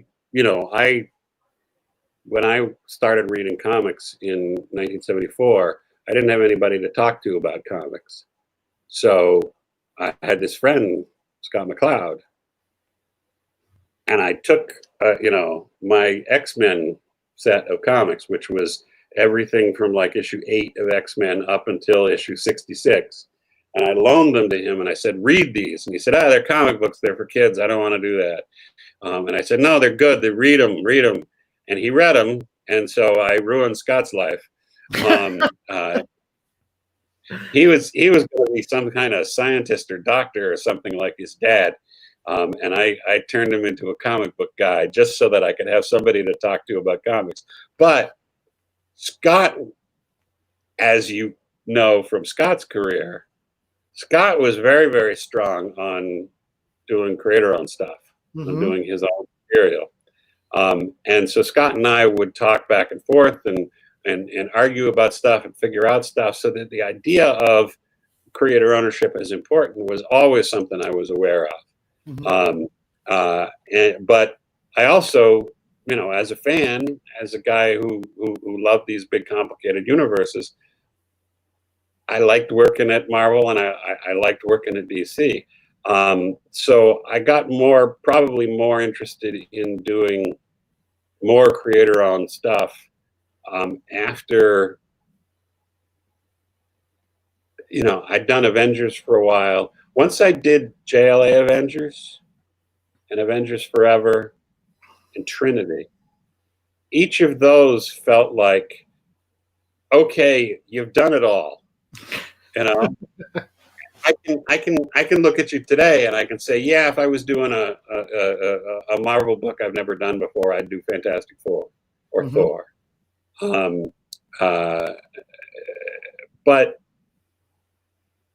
But I feel like I've scratched that itch.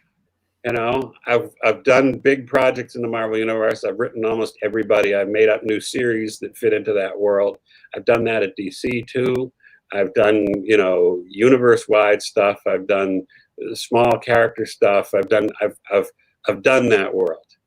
And the world that I fell in love with, it feels like both Marvel and DC have kind of moved on from that. So if I do something at Marvel, I'm doing something that isn't just based on that Silver Age, Bronze Age stuff I love, but it's also influenced by the movies. It's influenced by all the years of people, things being shaken up, of Marvel trying to make things more contemporary, more, they don't feel like the same characters anymore. So if I come at them, I'm coming at them from a different angle. But at the same time, if I create my own characters, just last night, I realized, maybe I have enough ideas here. I'd love to write the Legion of Superheroes. But if I wrote the Legion of Superheroes, I'm going to be hemmed in by what DC thinks the Legion should be and what their current version of the Legion is. But if I take the stuff I like about the Legion and make a series about it that removes the part that's the Legion, the part that DC owns, and do a series about young kids with superpowers in the future in this sort of optimistic science fiction scenario, I could do that and do it my way, much the way that Autumnlands, for instance, is a lot of the ideas that I really like about Commandy, but it's not Commandy. And last night I realized I have a name that I could use for this series. I have an approach I could use for this series. Maybe I could do what I love about the Legion in a creator-owned book that doesn't step on DC's toes, and where I would be free to do it exactly the way I would want to do it. I want to see that. So I want to see that. Well, that's the thing. Then you go to the question: well, do I, want to do the series that I've loved since I was a teenager, or do I want to do a new thing that has similar ingredients? And you had to make a choice. But it's fun to think about. Oh, yes, absolutely. Let me see. La Berenjena Atómica has Mr. Busiek spoken about Aerosmith yet? If not, could it be possible? Yes, he has spoken about Aerosmith, but there's a question that I haven't asked, which is, what was the origin of Aerosmith?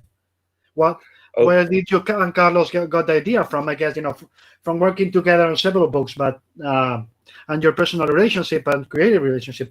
But why Aerosmith? Why those kind of characters, and stories? There's like 3 different places that Aerosmith comes from. One of them is Carlos and I wanted to do something after Avengers Forever.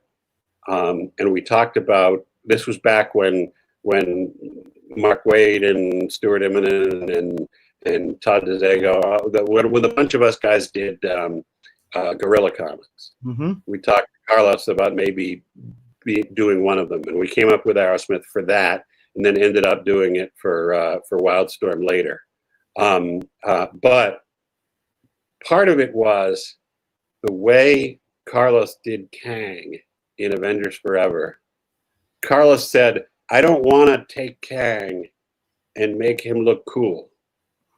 I want to take Kang looking as dorky as he looks, with the pinstripe pink hip waiter pants and the weird bubblehead design. And I want I want to put a world around him that says, in this world, that's what a badass looks like. Mm-hmm. So he gave Kang these weapons that weren't like Kirby guns. They were like high-tech guns that had filigree on them and inlay and looked like something from the court of Louis XIV. And so he built this amazing visual world around Kang that justified the costume. And I said, well, if we're going to do something together that we're making up, it should be an amazing visual world. There should be a lot in it that gives Carlos the space to say, I'm going to make up a context. I'm going to make up visually a fantasy world. That was one of the places. Another one of the places was a friend of mine, Lawrence Watt Evans, a fantasy novelist, and his publishers were asking him for what they called in technical publishing terms a big fat fantasy, big epic fantasy novel, and he was looking for an idea. And I had been reading about World War I for I wrote text pieces for the Young Indiana Jones Chronicles when Dark Horse adapted that as a comic. And I wrote these text pieces in the back about the history that the various TV episodes covered. One of them was about the origins of World War II. And so I had all this stuff in my head about, World War I. One of so I had all this stuff in my head, and when Lawrence was looking for an idea, I said, what if you had a fantasy analog to all those kids who were recruited into the military in World War I and taught how to fly planes in a big hurry, and then just basically thrown to the front lines to win or die. They didn't have time to get these guys experience. They had to just fight. Lawrence wrote a novel built around that idea called With a Single Spell. Mm-hmm. But it was nothing like Aerosmith. It was just, he took the idea as a seed and he went off in his own direction. The third connection, so I had this World War I stuff in my head, and I had this idea of Carlos building a visual world in my head. The third one was I wrote a Final Fantasy miniseries for Disney Comics. It never came out, but one of the things that I liked about it was, again, this world building where they had this sort of advanced technology in a feudal medieval sort of world, and dragons and machines and knights and this, and I thought something like that would be a cool thing for Carlos to draw. But what if we take that World War I suggestion I made to Lawrence and make it more literal? What if it is World War I, but it's World War I with magic? So we've got the technology of the time, but we've also got dragons and ogres and such. There could be an interesting visual world there, and it's about somebody who is one of those kids, mm-hmm. who's taught to fly and then thrown into the war without much preparation, and it comes as a shock. And it's also about World War I as a time. World War I was a time when the power shifted from the aristocracy to the ordinary people.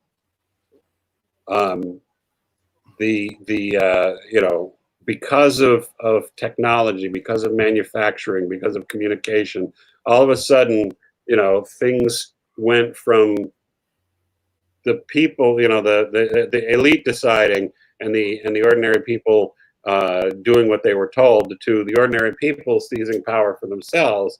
A lot of that had to do with the demands of the First World War and other things before that, and the shift in power from Britain and Europe to America.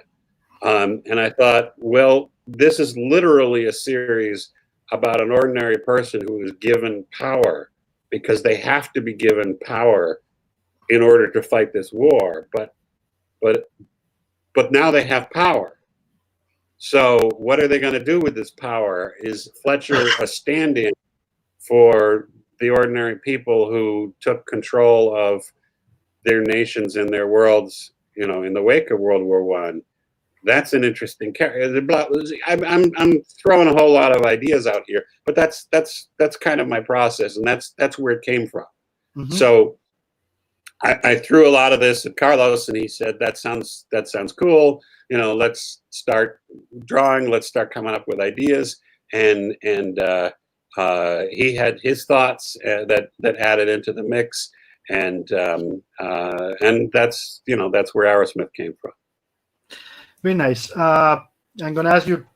We've been at this for 2 hours already, and you have a life, so let's get it. That's one question, and we'll be over. That's fine for you. One last one. That sounds great. Would it be possible for Mr. Well, first, Gabriel Walta, as you know, the artist on the Vision, amazing artist, is around. Said, it's amazing how Mr. Busiek gets to the core of all the stories and characters. I just wanted to say the praise he sent your way. Well, thank you. Berenjena asks, would it be possible for Mr. Busiek to talk a bit about his work on Conan for Dark Horse? Sure. As you've seen so far, a bit more specific about with your questions. So let me be a bit more specific, so it's easier. How that came up? You know, like the Dark Horse got the rights for Conan. How did they approach you to do it, and what was your vision of the character? It was like more like the, let's say it this way, the Barry Smith version or the John Buscema version, and I won't say the Roy Thomas because both were Roys, so whatever. Well, when I was, it's another one of these stories where there's a complicated. Excuse me a sec, I dropped something there. There's an unlikely set of events that brought it about. First off, when I was a kid, I wasn't all that interested in Conan. I had picked up a couple of Conan comics. They were okay. I picked up a paperback book that was one of the Lynn Carter, L. Sprague de Camp reworkings of Robert E. Howard and extensions and new stories. And I read a couple of the stories, and I just was not excited about them. So I figured, it's not for me. Those ones. But some years later, I was sick, and I needed something to read, and I wanted to read something that there was a long stretch of, because I was going to be pretty much sick in bed for a week. Mm-hmm. And so I borrowed. I like Roy Thomas. I like Roy's work. I like his approach to serial storytelling. So even though I wasn't really a Conan fan, I borrowed Conan, 1 through 100 mm-hmm. from a friend of mine, and I read through them while I was sick. And by the end of it, I was a Conan fan because Roy did such a great job, and Barry Smith and John Buscema and Gil Kane and other people who worked on it. They did amazing work with the character, and the sense of his building career.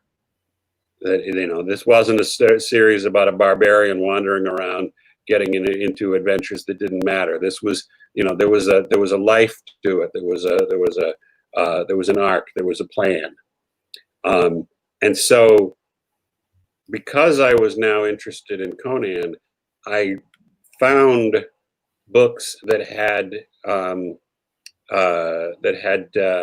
the original Robert E. Howard stories and nothing else. They didn't have Sprague de Camp or Lynn Carter rewriting stuff. This was just the Robert E. Howard stuff, and I read those, and those are amazing. Yes, those are fantastic.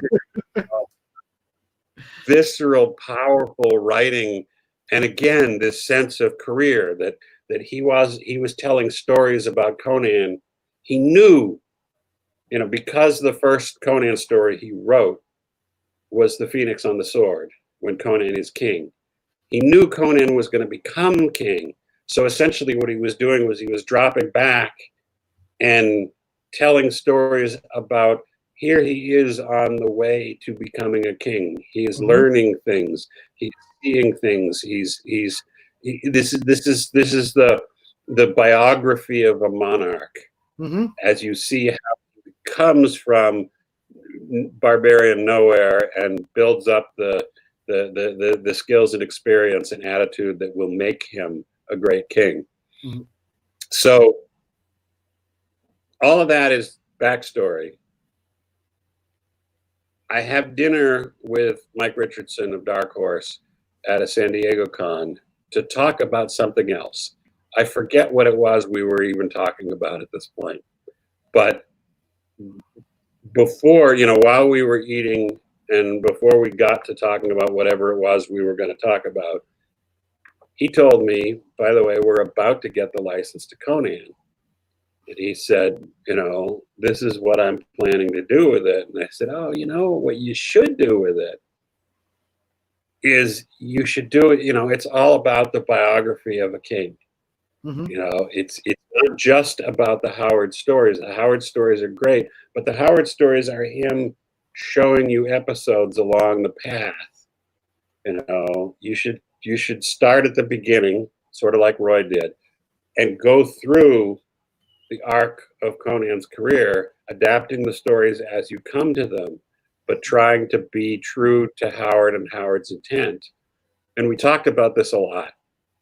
And I got back home, and because, I thought this sounded exciting, what they were going to do.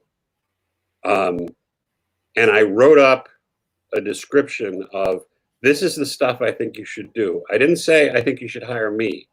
I said, I think you could launch the book by doing a really inexpensive, almost a giveaway comic that costs 25 cents, because that's what the issue of Weird Tales that introduced Conan cost.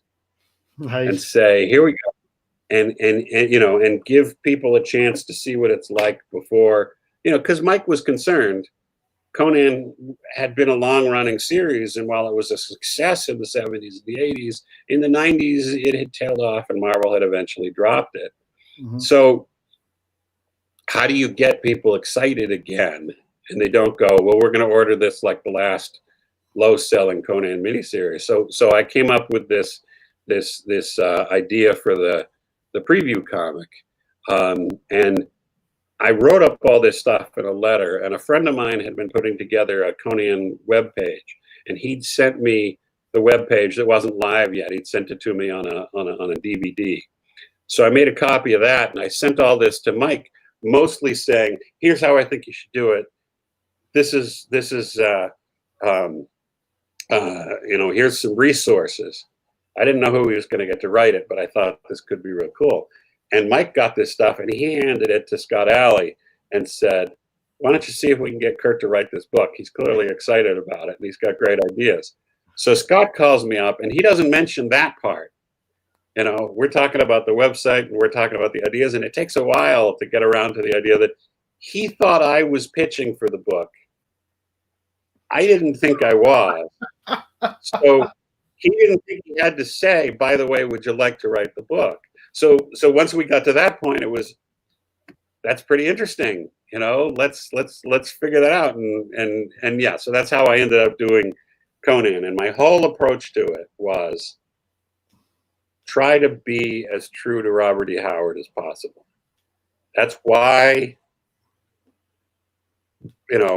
Marvel's approach was to follow Conan's career, but there was this sort of lofty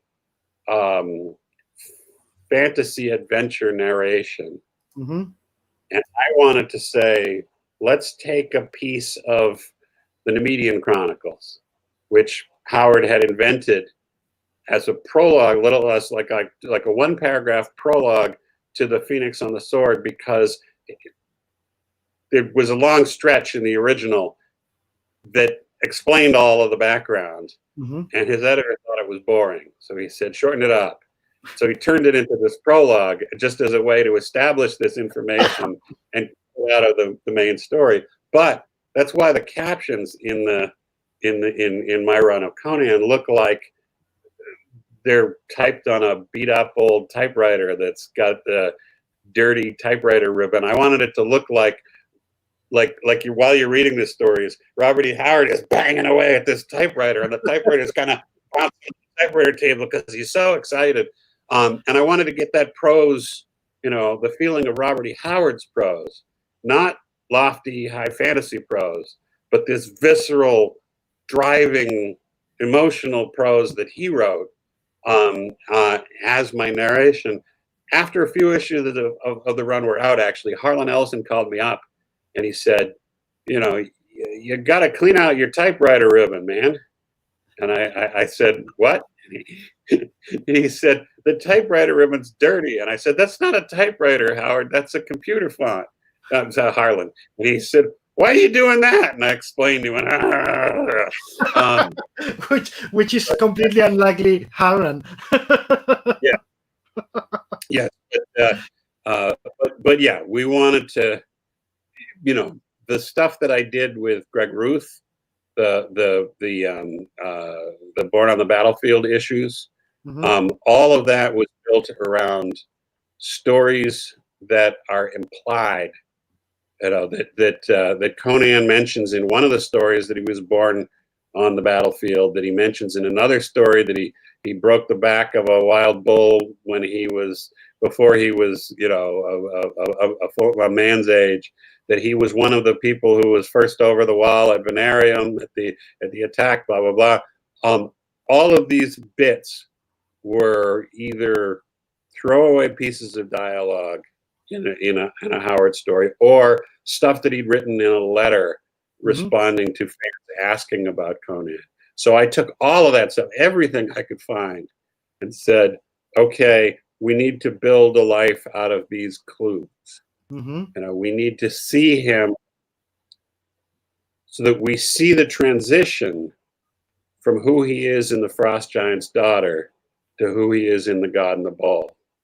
The stories that happen in between those have to show the progression. And then after that, they have to show the progression to the Tower of the Elephant.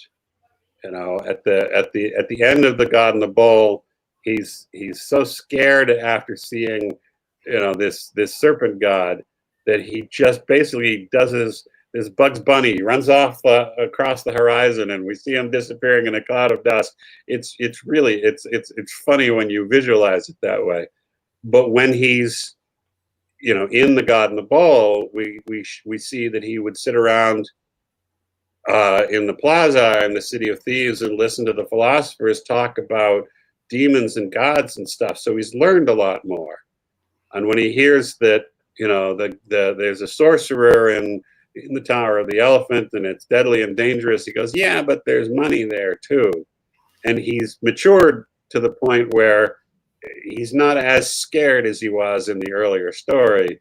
He's willing to go up against more dangerous threats. It's not like he likes any of this stuff, but that's how I tried to approach the series, is say, we're following him on his road that will lead him to become the king of the media.